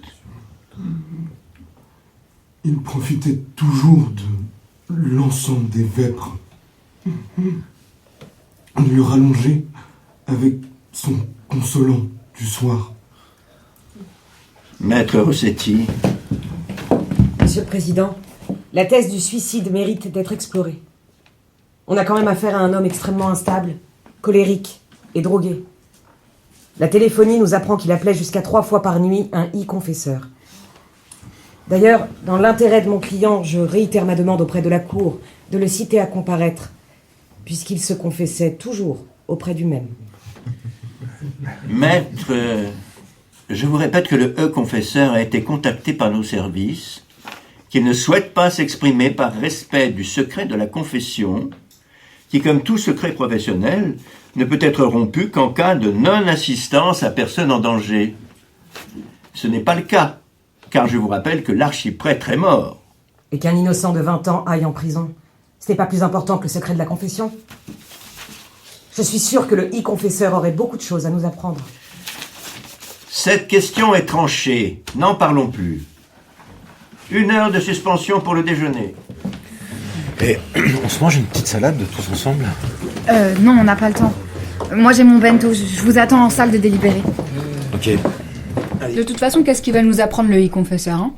Que Frollo était un gros porc, mais ça on le sait déjà. En tout cas, en tant qu'archiprêtre, il a dû en faire, hein, pour être poursuivi devant une commission. Et comme par hasard, le clergé a étouffé les conclusions. Ouais. Hey, Leïla. T'es avec nous? Ah, attends, j'écoute un message. Où je me trouve, ma chère Jurette? Un indice. De ma lucarne, j'aperçois un rayon de lune. Elle rend ouf, ce gars. Alors, monsieur Quasimodo, une dernière fois, est-ce que vous maintenez devant la cour ne pas avoir poussé votre père après la dispute sur la balustrade? Oui. Je ne sais pas. Allons, parlez à la fin. Vous l'avez poussé ou vous ne l'avez pas poussé? De quoi vous souvenez-vous? Je me souviens de mon père qui criait. Moi, je cherchais Esmé partout. Mémoire sélective. L'accusé se souvient de ce qui se passe avant et après, mais pas de la chute. C'est commode. Ou peut-être souffre-t-il d'une micro-amnésie? Monsieur Quasimodo, répondez à la question. Lorsque vous étiez sur la balustrade de Notre-Dame avec votre père, l'avez-vous poussé, oui ou non? Quasimodo, il faut que tu parles. Il faut absolument que tu expliques, c'est le moment. Monsieur le Président, comme vous le constatez vous-même, mon client s'est à nouveau replié. Il n'a absolument pas conscience de ce qui se joue pour lui. Sa lucidité est très intermittente, vous le voyez vous-même. Monsieur le Président, il est clair que Monsieur Quasimodo nous manipule depuis le début. Il est capable de très bien s'exprimer comme il nous l'a montré, de restituer des propos, des situations, d'expliquer des attitudes. En revanche, dès qu'il s'agit de ses actes à lui, plus rien. C'est le blackout. Mais enfin, il est évident qu'il souffre de troubles graves avec tout ce qu'il a subi. Les abandons, l'enfermement, l'emprise d'un père sadique. Rajoutez à cela les handicaps et l'isolement que cela a provoqué. Monsieur Quasimodo coche malheureusement toutes les cases d'un enfant maltraité dont la souffrance aboutit à de graves troubles psychiques, neurologiques et cognitifs. Les hôpitaux psychiatriques sont remplis de gens qui ont souffert comme lui quand ils étaient enfants. Et dans le pays des droits de l'homme, monsieur l'avocat général, on ne met pas les fous en prison. Mais les psychopathes, si. Et heureusement. Et eux aussi, maître, ont eu pour la plupart des enfances malheureuses. Est-ce qu'on ne peut pas refaire une expertise complète de l'accusé? Sinon on tourne en rond, là. Monsieur Val, quand vous souhaitez prendre la parole, faites-moi signe d'abord. Excusez-moi. Nous ne pouvons pas refaire une expertise, mais je vais demander à l'expert psychiatre de revenir pour préciser ses conclusions et répondre aux questions de chacun. Je rappelle toutefois que la question du discernement de Quasimodo sera soumise à la seule appréciation de la Cour. Vous avez eu l'alerte presse? Les gars qui déblaient Notre-Dame ont trouvé 2 sarcophages millénaires. Un cold case? Attendez, je vous lis l'article. Alors, le premier, il a été retrouvé dans un cercueil en plomb qui portait cette épitaphe. C'est le corps de Messire Antoine de la Porte, surnommé le chanoine jubilé. Décédé à 83 ans avec toutes ses dents. Et l'autre? Un mystérieux cavalier, mais comme le dit le journaliste, un mort n'est jamais complètement muet, les os parlent. Ah, attendez, ils lui ont carrément fait passer une IRM. Ah bah je comprends pourquoi il n'y a pas de rendez-vous pour les patients. Ah, attendez, c'est pas fini. Un homme avec un masque de Quasimodo s'est filmé cette nuit dans le sarcophage vide du chanoine. Mais c'est ton copycat, Leïla. Mais arrête, c'est pas mon copycat. Ah, vas-y, lance la vidéo. Mets le son, Devant ces froids jurés, choisis pour être infâme, ces 12 hommes, muets de leur honte chargée. Oh, justice, j'ai cru. Justice, auguste et sombre, voir autour de toi, dans l'ombre, 12 sépulcres rangés. Ambiance médiévale, le nom de la rose, un des moines qui se flagelle, qui fout le feu, des tombes partout. Peut-être qu'il sait quelque chose. Tu crois qu'il veut nous montrer que Quasimodo est innocent? Il est bien fait son masque de Quasimodo. Aussi moche que nature. En tout cas, les froids jurés, les hommes infâmes, c'est nous, non? Donc on se plante? Moche, ça se discute, Marie. Personnellement, j'ai un petit faible, moi, pour sa grosse incisive qui déborde sur la lèvre, très chic. Je veux la même. De leur honte chargée. On se trompe sur Quasimodo, c'est ce qu'il dit?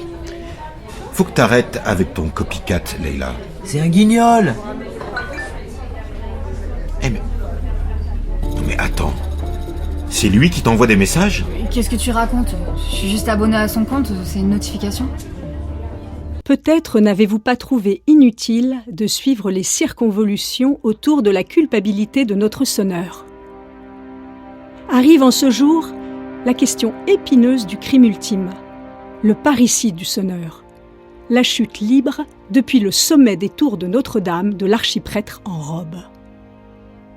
Frollo a-t-il été poussé par les ailes malignes des gargouilles ou par des mains herculéennes que les cloches connaissent bien? Fidèles et religieux défilent en rang d'oignons à la barre pour témoigner d'une dispute entre l'archipère et son fils adoptif sur la balustrade. En attendant les conclusions avisées des savants sur le discernement de ce pauvre R de Quasimodo, les jurés écoutent religieusement les débats autour du meurtre effroyable de la princesse du métro, la belle au prénom de pierre précieuse.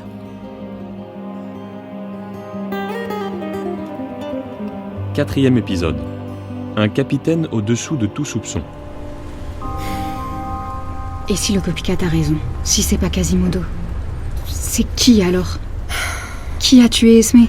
De ma lucarne, j'aperçois un rayon de lune. Et t'as une lucarne? Mais t'es où, Mister Copycat? T'es qui? Un lanceur d'alerte? Un architecte des travaux? Un flic? Un moine? Qui êtes-vous? Un nouvel indice? Salut! Bonjour Maïla. Ça va Laïla? Ouais. T'es sûr? Ouais. Enfin, plus ça va, plus je me dis qu'on n'a pas de preuves contre Quasimodo. Et en même temps, il n'y a aucune autre piste. Qui d'autre aurait pu tuer Esmé? Ça me rend folle cette histoire. Ouais. Si ça se trouve, Esmé a fait une mauvaise rencontre dans le métro et on est complètement à côté de la plaque. Non mais t'imagines ce que c'est le métro la nuit pour une gamine de 16 ans? C'est possible, mais en même temps, statistiquement, quand une femme est assassinée, c'est quasi toujours par son ex ou un amoureux éconduit. Allez, on se laisse pas abattre. Quelles sont les festivités du jour? Ah ben ce matin, c'est le retour du super flic. Phébus, ce petit mélange entre Top Gun et Chips. Oh, t'abuses. Moi, je le trouve plutôt pas mal. Oh. Qu'est-ce qu'il y a? T'es jaloux? Mais pas du tout.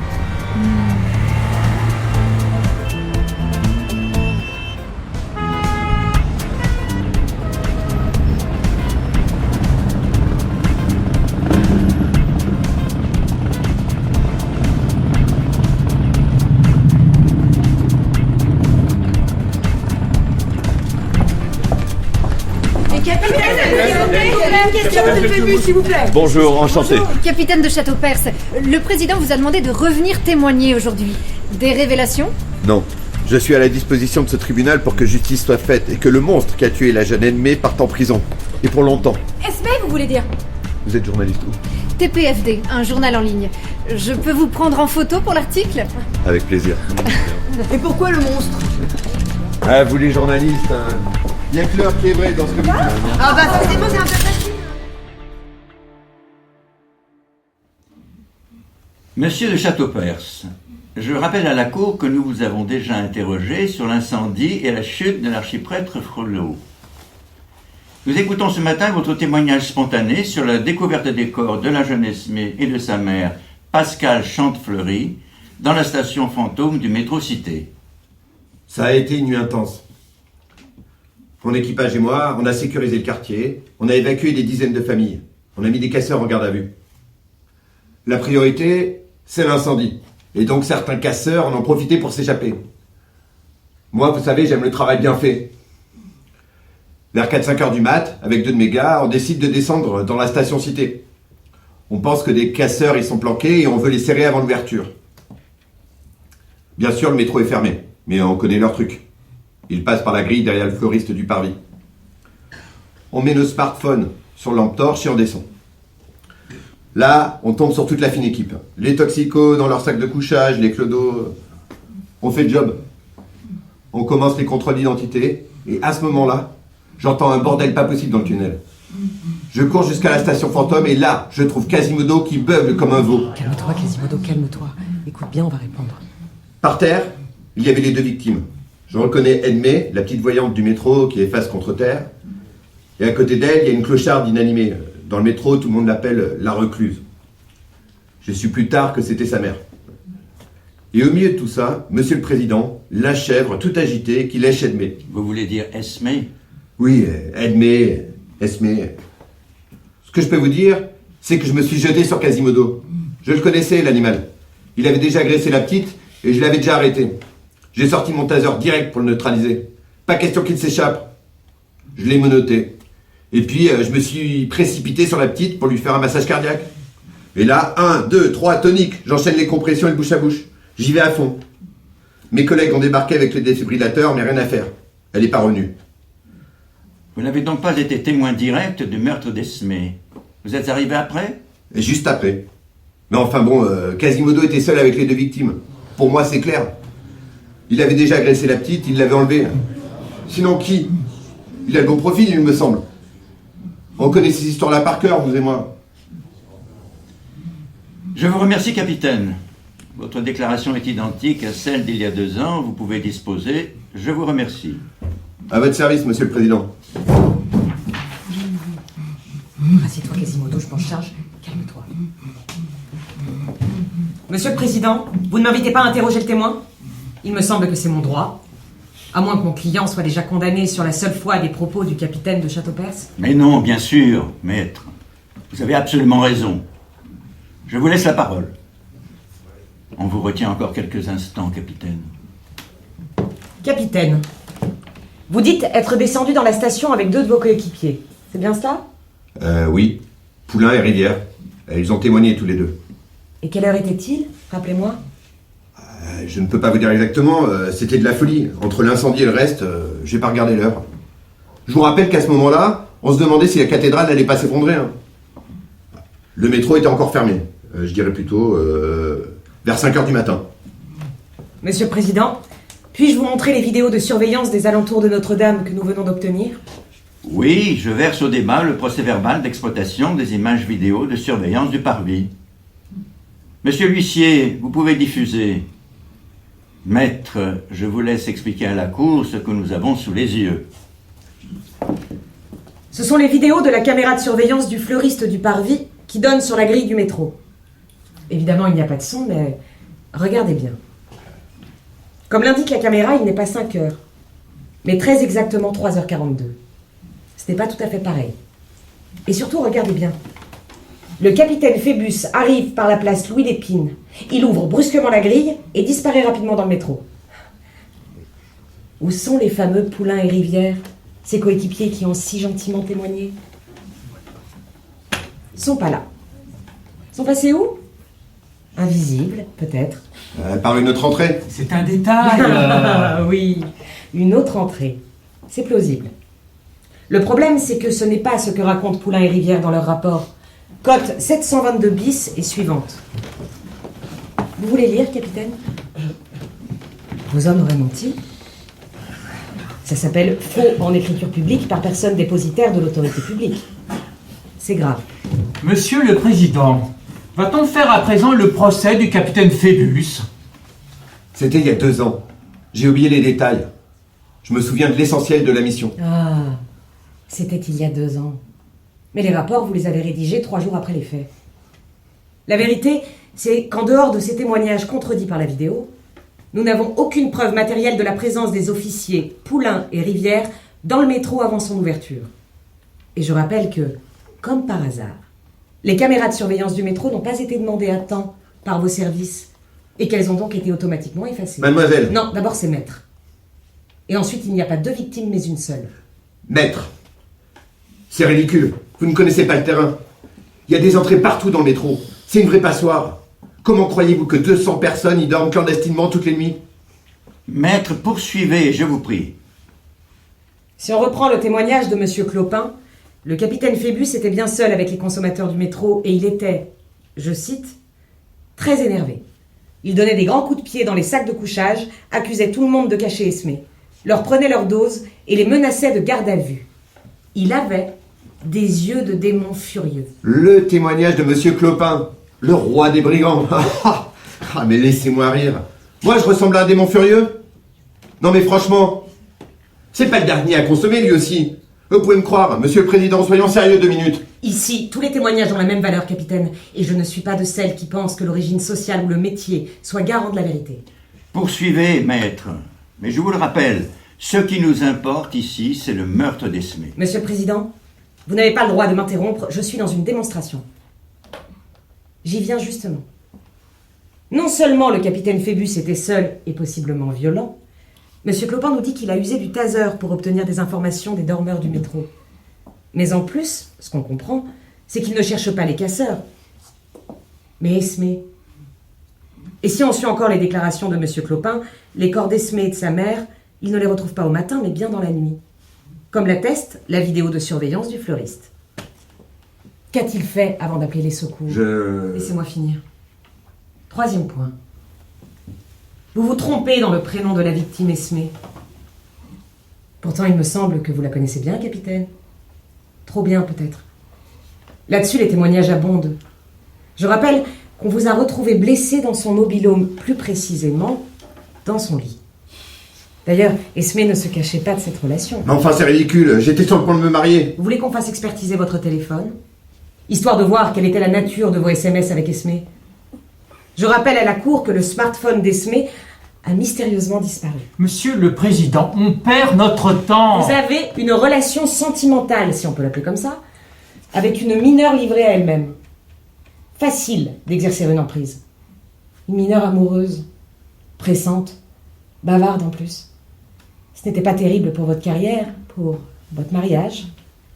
Mieux valait que ça ne s'ébruite pas. Moi, ce que je cherche à savoir, c'est ce qui s'est passé la nuit du 15. Alors je vous le demande, monsieur le capitaine, que faisiez-vous entre 3h42, heure de la vidéo, et 5h04, heure de l'arrivée des secours? Vous êtes à ce moment-là dans le métro, sans coéquipier, vous cherchez Esmé et vous la retrouvez morte. 1h30 dont nous ne savons rien. 1h30, c'est long, monsieur le capitaine. Et pendant ce temps, la victime est étranglée. C'est ce que nous dit l'autopsie. Mais vous êtes complètement à côté de la plaque, hein. Ah, c'est bien l'époque, hein. On protège une gamine et on se fait accuser.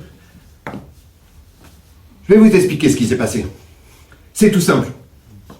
Après l'agression de Quasimodo, Esmé m'a demandé de la protéger. Bon, elle avait peur de l'archiprêtre. Elle disait qu'il l'espionnait, qu'il la suivait. Comme j'avais pas de preuves pour l'arrêter, je lui ai donné mon numéro pro en cas de problème. Mais vous ne me répondez pas. Que faisiez-vous entre 3h42 et 5h04? J'ai déjà répondu, maître. Je cherche des casseurs dans le métro, j'arrête Quasimodo et je tente de réanimer Esmé. Et je ne vous permets pas de remettre en cause mon professionnalisme et mon intégrité. Pardon de vous le dire, mais il arrive aussi que l'accusé soit coupable. Surtout quand c'est un récidiviste arrêté à côté des deux victimes.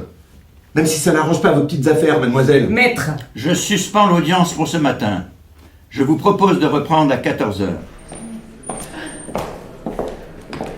Tacos, sushi, pizza, qu'est-ce qui vous fait plaisir? De bouffer le président. Quoi? Tu l'as pas senti neutre ce matin? Je l'ai trouvé queue et chemise avec le capitaine, le coq et le poulet. Une fable de La Fontaine. On prend un truc à emporter? Ah oui, très bonne idée. Au square? Le square Jean 23, ça ne se refuse pas. Le square où broute la petite Djali. Le square, rappelons-nous, où Quasimodo achète la canne de Frollo. Le square Jean 23. L'Éden de Notre-Dame.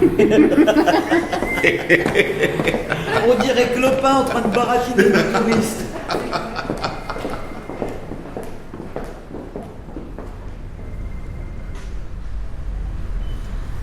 Ils avancent quand même. C'est ce que disaient les architectes à la barre. La flèche de Viollet-le-Duc a retrouvé son socle. 96 mètres de haut. Tout ce pognon pour de la pierre. En attendant, les gens peuvent plus remplir le frigo. Mais ça, bien sûr, tout le monde s'en fout. Ah, Marie, c'est quand même un monument historique. Ouais.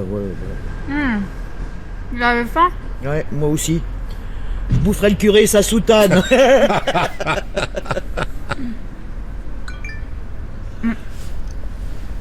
Je vous rejoins dans 2 minutes. Dis donc, Marie, j'ai l'impression que Leïla a un Jules. Ouais. Ou alors des soucis. C'est un peu synonyme, non? Deuxième indice majorette pour satisfaire votre curiosité. Le copycat porte une robe. Leïla. La police a détruit volontairement les vidéos du métro. Quasimodo est innocent. Vous devez me croire.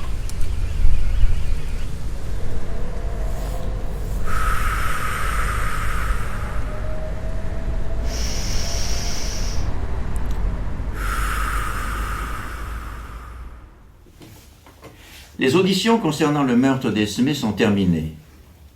À la demande des jurés, nous allons revenir sur la question du discernement de M. Quasimodo et sur certains éléments de sa personnalité. Avant d'entendre les experts, j'appelle donc à la barre M. Gilles Lecornu, témoin de l'accusation, enseignant carillonneur à l'école des cloches de Sainte-Geneviève. Monsieur, vous jurez de parler sans haine et sans crainte, de dire toute la vérité, rien que la vérité? Je le jure. Bien. Monsieur l'avocat général? Monsieur Lecornu, nous cherchons à en savoir plus sur la personnalité de Quasimodo. Vous le connaissez depuis son enfance, vous avez assuré sa formation de carillonneur, et vous êtes un des seuls à avoir gardé des liens avec lui jusqu'à l'adolescence. Montrait-il déjà des signes de violence à l'époque? C'est l'élève le plus jeune que j'ai eu. Il avait à peine 8 ans quand je l'ai entendu faire teinter ses premières dames. Bravo, Quasimodo. Tu as appris à faire ça tout seul? Dis-moi, comment tu inventes, toi? J'écoute les oiseaux, j'écoute le vent, j'écoute la Seine. Et je commence par les petites cloches. Je fais monter la vibration d'une cloche à l'autre. N'oublie pas, c'est l'écho qui doit te guider. Je les accorde. Je me mets plus grave que Sainte-Geneviève. Et après, je lance le bourdon. Mais là, tu passes en électrique. Non. L'électrique, j'aime pas. C'est toujours pareil. Non, c'est moi qui fais tout. Et comment se comportait-il avec vous? Il était très gentil, mais il n'écoutait rien. J'ai essayé de lui apprendre à retranscrire ses carillons sur des portées. Ça n'a pas intéressé du tout. Mais c'est un sacré sonneur. À l'époque, j'avais la plus ancienne cloche. Oui. Et avec Quasimodo, c'est devenu difficile. C'est quand il est devenu sourd. Et oui, il portait pas ses bouchons. C'était autour de 15 ans qu'il a changé. Pardon de dire ça devant toi, mon grand. Il faut vraiment tout dire. S'il vous plaît, oui. Une année, quand je suis venu, on aurait dit qu'il ne me reconnaissait pas. Il m'a à peine dit bonjour. Il a détourné le regard et il est monté dans le clocher. Moi, je l'ai suivi et il s'est mis à accorder les cloches tout seul. Évidemment, il n'a pas réussi. On ne peut pas faire ça seul. Alors il a commencé à s'énerver, à se balancer. J'ai cru qu'il allait en décrocher une. C'est des cloches qui pèsent entre 2 et 3 tonnes chacune. Vous vous rendez compte des dégâts que ça pourrait faire? Quasimodo hurlait, il sautait partout. Avec l'archiprêtre, on a essayé de le calmer. Et vous savez ce qu'il a fait?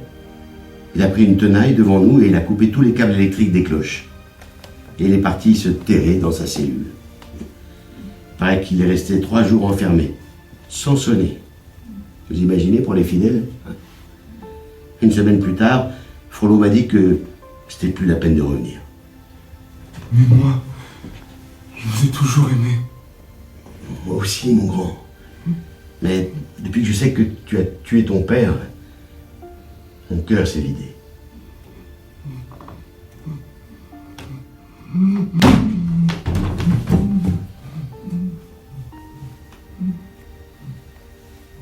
On ne s'est pas revu depuis. Mais je peux vous dire que rien que sa façon de sonner, j'ai entendu que c'était plus le même. Ça s'était amélioré quelque temps avant l'incendie. Je m'étais dit, tiens, il se passe quelque chose. Quand j'ai su qu'il avait hébergé la petite Esmé, j'ai compris. Merci. Merci beaucoup, monsieur. Nous vous remercions pour cet éloquent témoignage.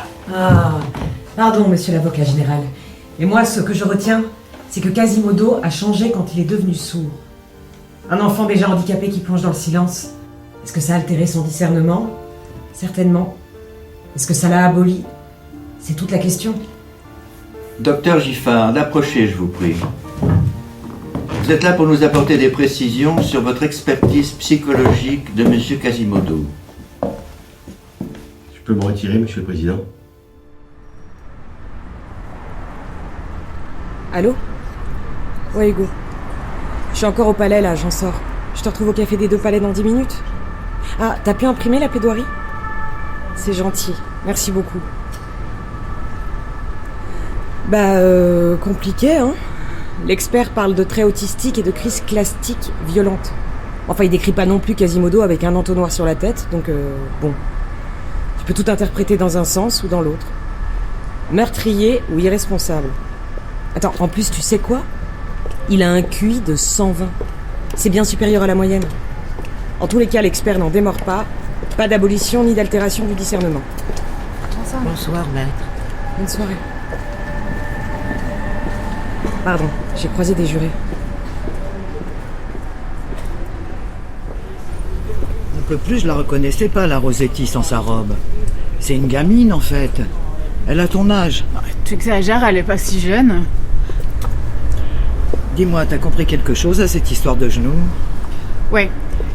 Quasimodo, il a des grosses malformations. Et il a beau être super costaud, il y a des trucs qu'il peut pas faire. Ça s'est vu d'ailleurs pendant la reconstitution, tu te souviens ? Il pouvait pas plier son genou gauche. Tu crois qu'ils sont à ça près, toi ? Quand même. L'expert a dit il a pas pu la plaquer avec son genou gauche. Tu sais, personne l'écoutait. Quand ça va pas dans leur sens et qu'en plus c'est technique, ça enquiquine tout le monde. Ouais, mais tu te rends compte, ça change tout. Le plaquage sur le ventre et l'asphyxie, c'est des techniques de combat. C'est pas dans son beffroi qu'il a appris ça. Mesdames et messieurs les jurés, Monsieur le Président, Mesdames, Messieurs les assesseurs, comme le disait Victor Hugo, l'homme qui lutte pour la justice et la vérité trouve toujours... Non, attention, trouvera. Ah, je me trompe tout le temps. L'homme qui lutte pour la justice et la vérité trouvera toujours le moyen d'accomplir son devoir tout entier. Et ben voilà. Et derrière, tu colles direct l'autre citation. La terre n'est point sans ressemblance avec une geôle. Qui sait si l'homme n'est pas un repris de justice divine ? Regardez la vie de près. Elle est ainsi faite qu'on y sent partout de la punition. C'est nickel, ça. Et si c'est pas l'histoire de Quasimodo ? Et paf, citation de l'homme qui rit, et là, c'est dans leur face. Il est effrayant de penser que cette chose qu'on a en soi, le jugement, n'est pas la justice. Le jugement, c'est le relatif. La justice, c'est l'absolu. Réfléchissez à la différence entre un juge et un juste. Hé les cocos, c'est demain qu'on vote. Et lundi matin, je retrouve mes CP. Lunaire. T'es déjà à lundi, Jean ? Moi, je suis obsédée par le vote. J'ai hyper mal au bide, on a une responsabilité énorme. J'ai trop peur de me tromper. Vous vous rendez compte ? Si on vote tous les 3 non coupables, Quasimodo est acquitté ? Moi, tu sais ce que j'en pense depuis le début. Faire justice est bien, rendre justice est mieux. Ouais, ça claque. Mais plutôt pour la fin, je trouve. Et les vidéos d'Esme qui ont disparu ? Que serions-nous des circonstances de la mort de George Floyd sans les vidéos ? Et de son « I can't breathe ». Super accent anglais, mais franchement, le « I can't breathe », je te conseille de le prononcer à la française, comme ça tout le monde comprend. T'as raison. En revanche, le paragraphe sur la Bravem, moi je le mettrais avant. Lequel ? Celui où on dit que c'est des professionnels du plaquage ? Ouais, je suis d'accord. Police partout, justice nulle part. Vous entendez ? Pour elle aussi, c'est la grosse pression. Elle a intérêt à assurer demain. C'est clair, c'est la vie d'un homme quand même. Début. J'ai le sentiment insupportable d'un homme condamné d'avance. Un jeune homme fragile, handicapé, seul au monde. N'en fais pas trop. Ce qui compte, c'est qu'à la fin de la plaidoirie, les jurés se disent « Maître Rossetti a raison ». Ouais. D'ailleurs, j'ai été commise d'office. Personne n'a accepté de défendre Quasimodo. Et depuis, j'ai droit à des insultes quotidiennes, à des menaces de mort, à des trolls sur les réseaux. Je suis sûr que le copycat a prévu un truc pour le verdict. Vous pensez pas ? Je le vois bien faire une grande opération évasion en hélico, à la Redouane Faïd. Il enlève Quasimodo, il récupère Djali sur le trajet, et hop, il file tout droit à Guernesey. Bien sûr. Il est rassurant de trouver un bouc émissaire. Un coupable effrayant, repoussant, rejeté. Et là, t'y vas à fond. Tu cites toutes les erreurs judiciaires célèbres. Roland Agray, Patrick Dils, histoire de bien faire flipper les jurés. Ceux qui luttent contre l'injustice sont haïs. Laisse un peu de silence. Voilà, tu reprends ta respiration. Ce que je vous demande aujourd'hui, mesdames et messieurs les jurés, est difficile. Ce que je vous demande aujourd'hui est contre-intuitif et exige du courage face aux médias et à tous ceux qui l'ont condamné, dès le début. C'est super. Bon allez, ça suffit pour ce soir. Moi, je suis sûr que le copycat, c'est le fils du président. Oh, arrête, Marie, pas le fils du président. T'imagines le soir, quand il passe à table avec son costume de Quasimodo, la tronche de son père. Ou alors c'est le président Vous lui-même. êtes gênant, là. Bon, moi j'y vais. Non mais qu'est-ce qu'on a dit? Mais qu'est-ce qu'elle a? C'est aujourd'hui le dernier jour du tumultueux procès de Notre-Dame. Ce soir, au palais de justice, à l'ombre de la sombre tour, les dés seront jetés, le destin de Quasimodo scellé, la légende écrite. La veille, à l'audience, un artiste carillonneur ami de longue date de Quasimodo a éclairé d'un jour nouveau l'âme musicienne et tourmentée de notre sonneur. De son côté, retroussant sa moustache à la bourguignonne, le capitaine gentilhomme Phébus a livré son récit héroïque de la nuit du drame. Mais nous présumons que l'auditeur, tout comme nos jurés, commence à se forger une opinion sur le célèbre bossu. Monstre ou pauvre diable? 5e épisode. 6 hommes en colère. Oui. Oui, bonjour, je peux vous aider? Bonjour monsieur. Bonjour. Je cherche la tombe d'Esmé Chantefleury, décédée le 15 avril 2019. Ah, la petite du procès? Oui. Mais oui, je vous reconnais, je vous ai vu à la télé. Vous êtes le juge. L'avocat général. Vous savez, moi j'y connais rien. Venez, je vous accompagne. Merci. C'est par là, c'est dans le carré des indigents. Première allée à droite. Ah, regardez. Depuis 3 semaines, c'est la princesse du cimetière. Je peux vous dire que c'est pas tous les jours qu'on voit ça en carré des indigents. Je vous laisse, faut que... Enfin, c'est l'heure de ma tournée. Il y a de plus en plus de visiteurs la nuit. Et des cochonneries qui vont avec.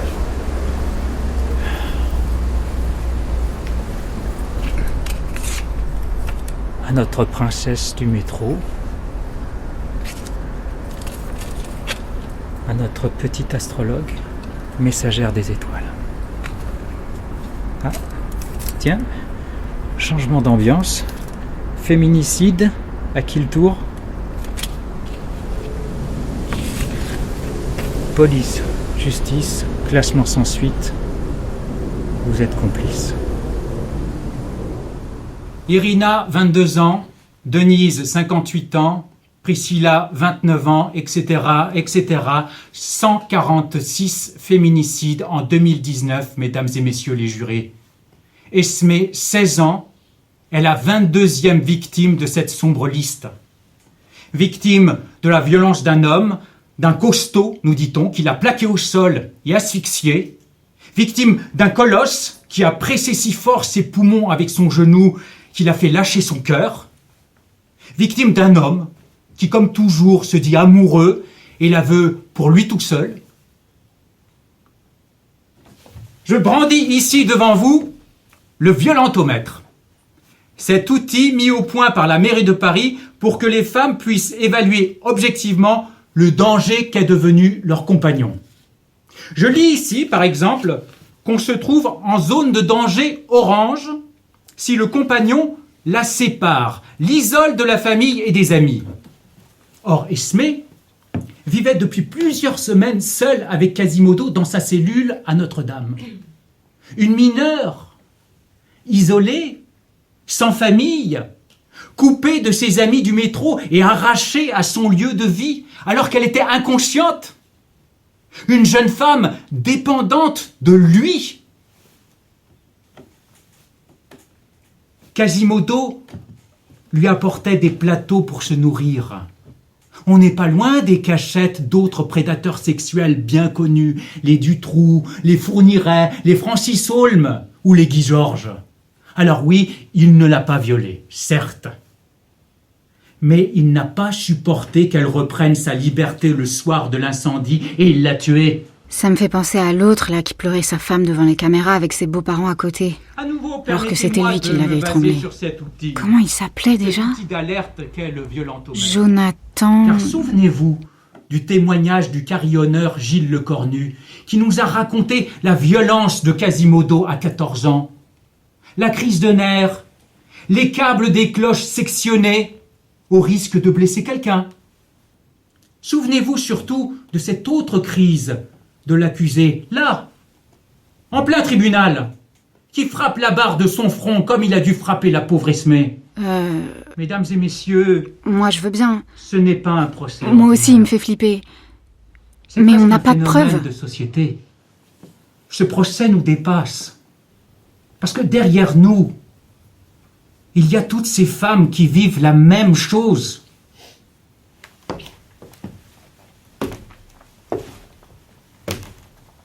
L'accusé Quasimodo est un récidiviste. Un prédateur qui est monté en puissance. D'abord, il repère Esmé du haut des tours de Notre-Dame. Puis, il l'enlève à la sortie du métro.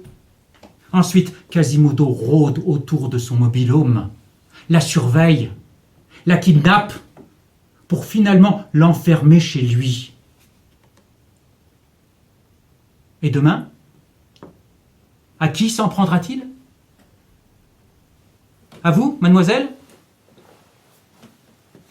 À votre fille, monsieur. Durant Il est ce fort. procès, nous avons retracé J'espère que les autres vont pas changer d'avis. Mais tous les événements se concentrent en un seul moment. La nuit du 15, l'incendie de Notre-Dame offre à Esmé une porte de sortie. L'occasion de retrouver sa liberté. Elle profite de la lutte entre Quasimodo et les hommes de Clopin pour emprunter le fameux passage et descendre dans le métro. La nuit du 15, Esmé retrouve sa mère. Cette mère qu'elle cherchait depuis toujours, cette mère à qui elle avait été volée. La nuit du 15, tout s'arrête pour Esmé. Quasimodo ne se souvient pas d'avoir poussé son père de la balustrade de Notre-Dame. Il a oublié. Sa mort n'a visiblement aucune importance.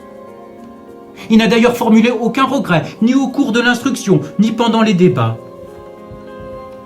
On parle quand même de l'homme qui l'a recueilli, adopté, élevé depuis ses 4 ans, alors que personne ne voulait de lui.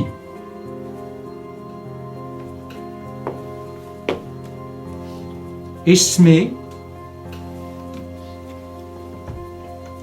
et l'archiprêtre, 2 victimes sans famille. Mesdames et messieurs les jurés, regardez vous-même. Le banc des parties civiles est vide. Vous seuls pouvez leur rendre justice. Vous jugerez Quasimodo coupable de meurtre et vous le condamnerez à 30 ans de prison. T'es pas obligé de lire ce qu'il dit, écoute-moi. Regarde-moi, Quasimodo. Après la pause, je vais faire ma plaidoirie et ensuite ce sera à toi. C'est ce que tu vas dire toi. Seulement toi qui vas les convaincre. Oui, Anne-Sophie, nous sommes en direct du palais de justice de Paris, plus précisément devant la salle Voltaire où a lieu le procès de Quasimodo. Comme vous pouvez le constater, une foule immense de spectateurs est venue assister ce matin au réquisitoire de l'avocat général. Celui-ci a parlé 2 heures durant des victimes, Esmé et l'archiprêtre Frollo. Un meurtre sur ascendant, voilà comment l'avocat général qualifie les crimes imputés à Quasimodo, le sonneur de cloche. On the night of the massive fire, 3 people were found dead, 2 women and a bishop. Le rôle de la défense, c'est de rétablir le droit là où règnent les passions, le désir de vengeance, nos instincts les pires. C'est de rehausser l'humanité. Celle de l'accusé, celle de la cour, celle de la société tout entière. Le châtiment est au-dessus de la société, écrivait Victor Hugo, la vengeance au-dessous. Rien de si grand et de si petit ne lui sied. Elle ne doit pas punir pour se venger, elle doit corriger pour améliorer. Mesdames et messieurs les jurés, la vérité, c'est qu'après 3 semaines de débats, de témoignages, de comptes rendus d'experts, il n'y a aucune preuve qui incrimine directement et indubitablement mon client. Quasimodo est innocent au regard de la loi. Nous sommes en effet ici pour appliquer le droit, rien que le droit. C'est notre unique boussole. L'incendie de Notre-Dame n'est qu'un triste accident. Mesdames et messieurs les jurés, la vérité est décevante. Banale. L'incendie est la conséquence d'un dysfonctionnement du système électrique ou d'une cigarette mal éteinte par un ouvrier du chantier. Si elle a raison, c'est vraiment dégueulasse pour Quasimodo. Quant à la mort, On lui a tout mis sur le dos. Frollo. On voudrait y voir le parricide spectaculaire d'un homme d'église jeté du haut de sa cathédrale. Le meurtre d'un saint par son fils adoptif, un enfant disgracieux dont personne ne voulait. Mesdames et messieurs les jurés, l'archiprêtre était sous l'emprise de substances et il est tout simplement tombé, voilà la vérité. Bah oui, comme un mec bourré, quoi. Un accident avec lequel Quasimodo n'a rien à voir. La grande énigme qui demeure, c'est le meurtre tragique d'Esmé. Qui l'a étranglée?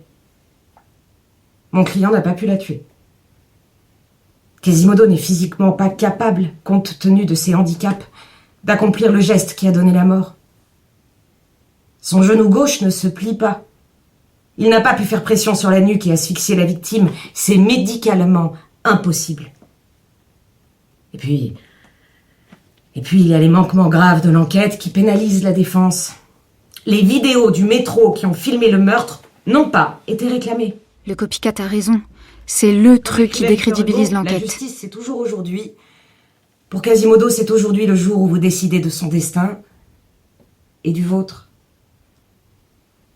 Ne le condamnez pas à tort. Ne le condamnez pas parce qu'il vous fait peur. Ne le condamnez pas sur son apparence physique. C'est justement cette discrimination qui a fait son malheur, qui a causé son abandon, son isolement, et qui l'amène aujourd'hui devant vous.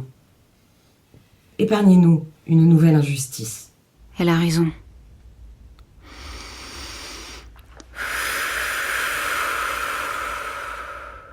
Putain, qu'est-ce qu'ils vont voter les autres? Quasimodo, laisse-moi leur dire qu'au début, tu me faisais peur à moi aussi. Au fil des visites en prison, j'ai appris à te connaître et j'ai découvert un jeune homme blessé, humilié, rejeté. Un garçon sensible, un musicien, un solitaire qui aimait vivre en harmonie avec le ciel, les oiseaux, le vent, le chant de ses cloches. Quasimodo, fais confiance à la justice, elle va te rendre à Notre-Dame. Merci, maître. Monsieur Quasimodo, levez-vous. Avez-vous quelque chose à ajouter pour votre défense? Oui. C'est le moment ou jamais. Esmé, mon maître, ma cathédrale, mes cloches, tout ce que j'ai aimé est tombé en poussière.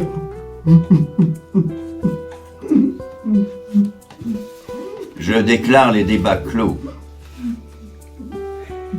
Mesdames et messieurs les jurés, avant de vous retirer pour délibérer, je dois vous lire l'article 353 du Code de procédure pénale. Sous réserve de l'exigence de motivation de la décision, la loi ne demande pas compte à chacun des juges et jurés composant la cour d'assises des moyens par lesquels ils se sont convaincus. Elle ne leur prescrit pas de règles, desquelles ils doivent faire particulièrement dépendre la plénitude et la suffisance d'une preuve. Elle leur prescrit de s'interroger eux-mêmes dans le silence et le recueillement, et de chercher dans la sincérité de leur conscience quelle impression ont faite sur leur raison les preuves rapportées contre l'accusé et les moyens de sa défense. La loi ne leur fait que cette seule question qui renferme toute la mesure de leur devoir. Avez-vous une intime conviction? Monsieur le chef de l'escorte, je vous prie de bien vouloir conduire l'accusé dans la souricière où il sera gardé jusqu'au délibéré. Je vous remercie. L'audience est suspendue.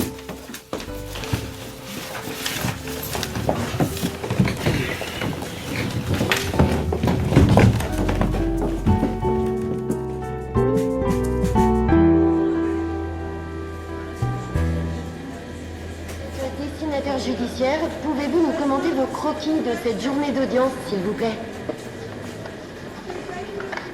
Oui. Eh bien, pour moi, deux images marquantes se dégagent. D'abord, pendant la plaidoirie de la défense, Quasimodo abattu, plié en deux, le regard plein de désespoir, et son avocate, maître Rossetti, qui le prend par le bras, le redresse et l'enlace.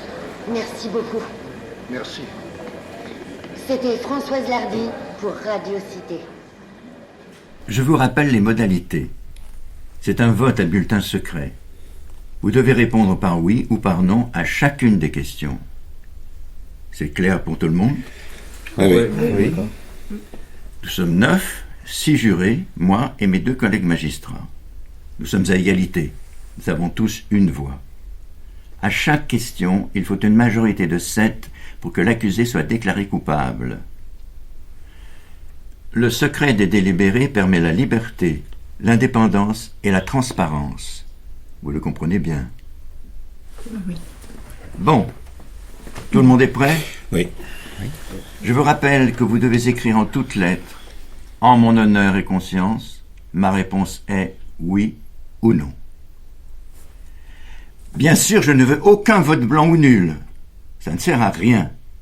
C'est comme voter non coupable. C'est compris? Très bien.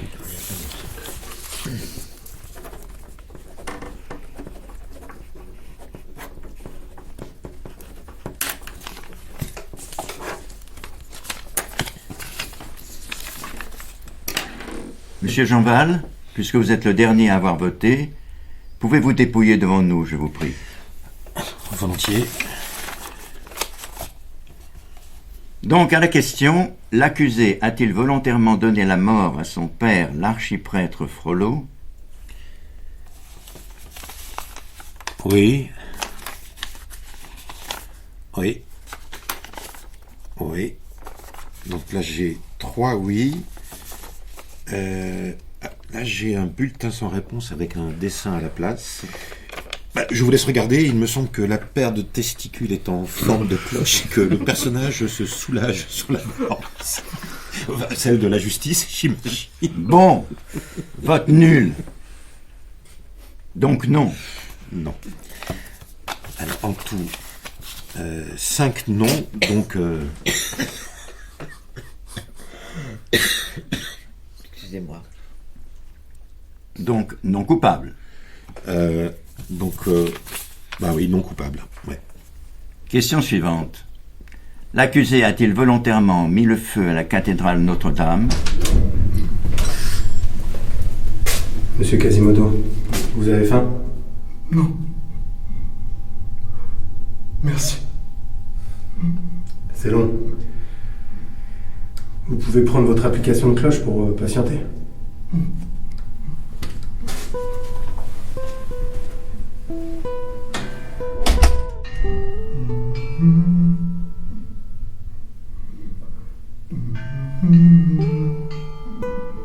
Maintenant, il nous faut décider de la peine.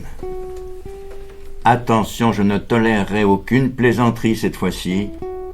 Celui ou celle qui a voté blanc doit impérativement voter la durée de la peine. Mais comment on peut voter la durée de la peine alors qu'on a voté non coupable? C'est pas logique. Ma très chère dame, c'est un vote collectif. C'est la loi de la majorité et de la démocratie. Vous devez jouer le jeu. Du coup, sur le bulletin, on met le nombre d'années? Oui, mais vous pouvez d'abord proposer une fourchette. Et on fera autant de tours qu'il le faut, jusqu'à ce qu'on tombe d'accord sur un chiffre.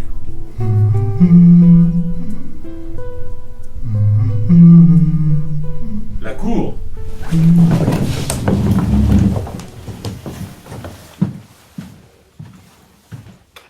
Vous pouvez vous asseoir. Monsieur Quasimodo, levez-vous. La Cour, après avoir délibéré, a pris les décisions suivantes. À la première question, l'accusé est-il coupable de l'incendie de Notre-Dame? Le jury a répondu non. À la deuxième question, l'accusé est-il jugé coupable du meurtre de l'archiprêtre Frollo? Le jury a répondu non. Silence. À la troisième question, l'accusé est-il coupable du meurtre de la mineure Esmé? Le jury, à la majorité des voix, a répondu oui, avec intention de le faire. À la dernière question, l'accusé était-il en pleine possession de son discernement? Le jury a répondu oui.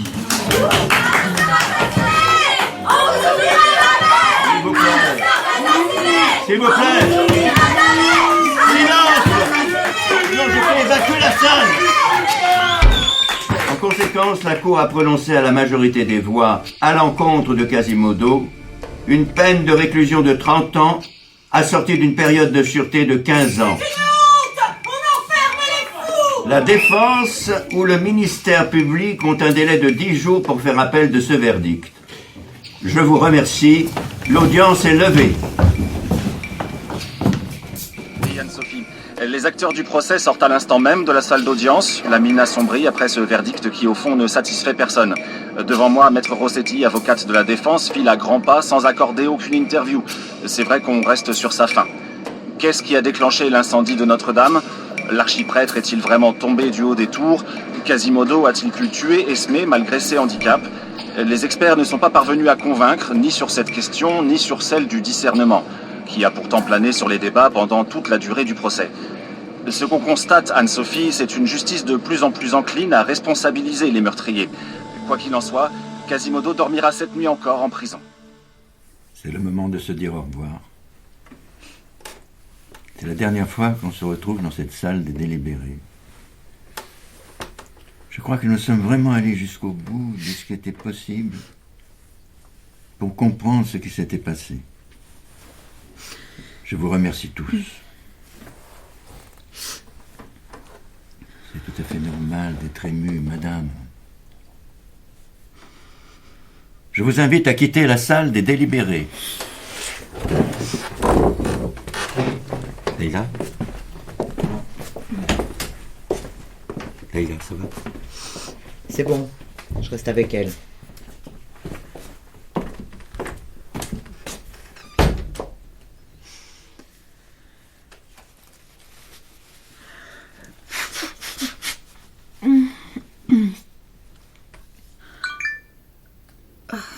J'ai un message. Ma chère Jurette, lequel de vos collègues a joué double jeu? Vous pouvez le savoir. Dites-le moi au plus vite. La vie d'un innocent est entre nos mains. C'était qui? T'en fais une de ces têtes. Me dis pas que c'est Jean qui ose prendre de tes nouvelles. Non. Tu crois que c'est Jean qui a voté coupable pour Esmé? Ça n'a pas de sens. Jean, il défend Quasimodo depuis le début. Non, mais tu comprends pas, Leïla. Jean, il s'est fait retourner comme une crêpe par le président. À chaque suspension de séance, il nous donnait son sentiment et il nous faisait bien comprendre que l'acquittement, c'était pas une option. Non, mais tu te rends compte, Leïla, c'est grave. Mais tu m'étonnes que c'est grave. Mais qu'est-ce qu'on peut faire? Attends. J'ai trouvé. C'est Jean Val.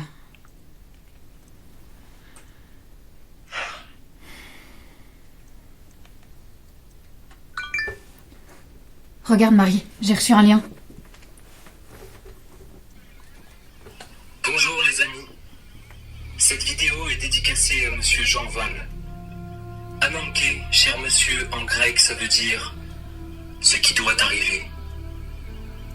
Et c'est gravé sur une pierre de Notre-Dame. Cette vidéo est celle des caméras de surveillance du métro, celle qui avait soi-disant disparu. Et qui voilà? Le roi du taser et de la matraque télescopique. Celui qui se vante auprès des collègues de détourner de la mineure.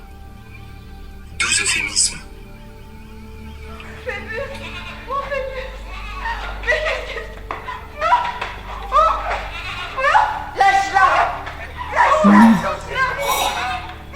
Ce fils de... Ce poulet est vraiment pire que tout. Putain Marie, c'est pas possible.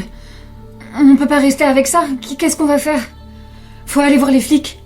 Mais tu sais ce que j'en pense? C'est un des leurs. Ils vont faire comme d'habitude. Ils vont le couvrir et puis c'est tout.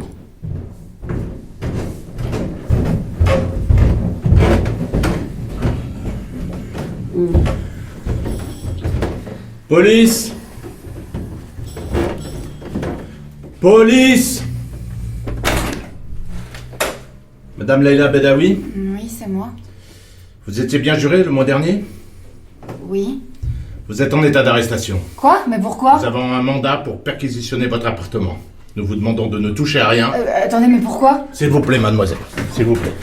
Avancez. Pardon.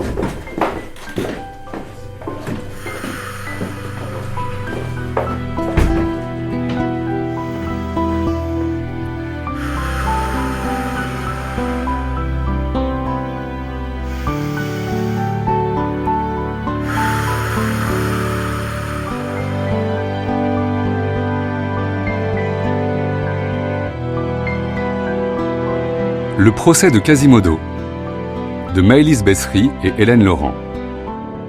Avec Théotime Soufflet, Quasimodo, Philippe Dormoy, le président, Aurore Frémont, maître Rossetti, Grégoire Tachnakian, avocat général, Léonie Gobion, Leïla Bedaoui, Jean-Christophe Quenon, Jean Val, Chantal Trichet, Marie Duclos, Sylvain Saucereau, Frollo, Sidney Cado, Esmé, Élodie Fiat, Djali, Ulysse Dutillois-Liégeois, le copycat. Musique originale, Karim Boulouaha et Mr. Maze. Bruitage, Élodie Fiat, Aurélien Bianco. Prise de son, montage et mixage, Mathieu Leroux, Pierre Lemaire. Assistante à la réalisation, Sophie Pierre. Réalisation, Tidiane Chiang.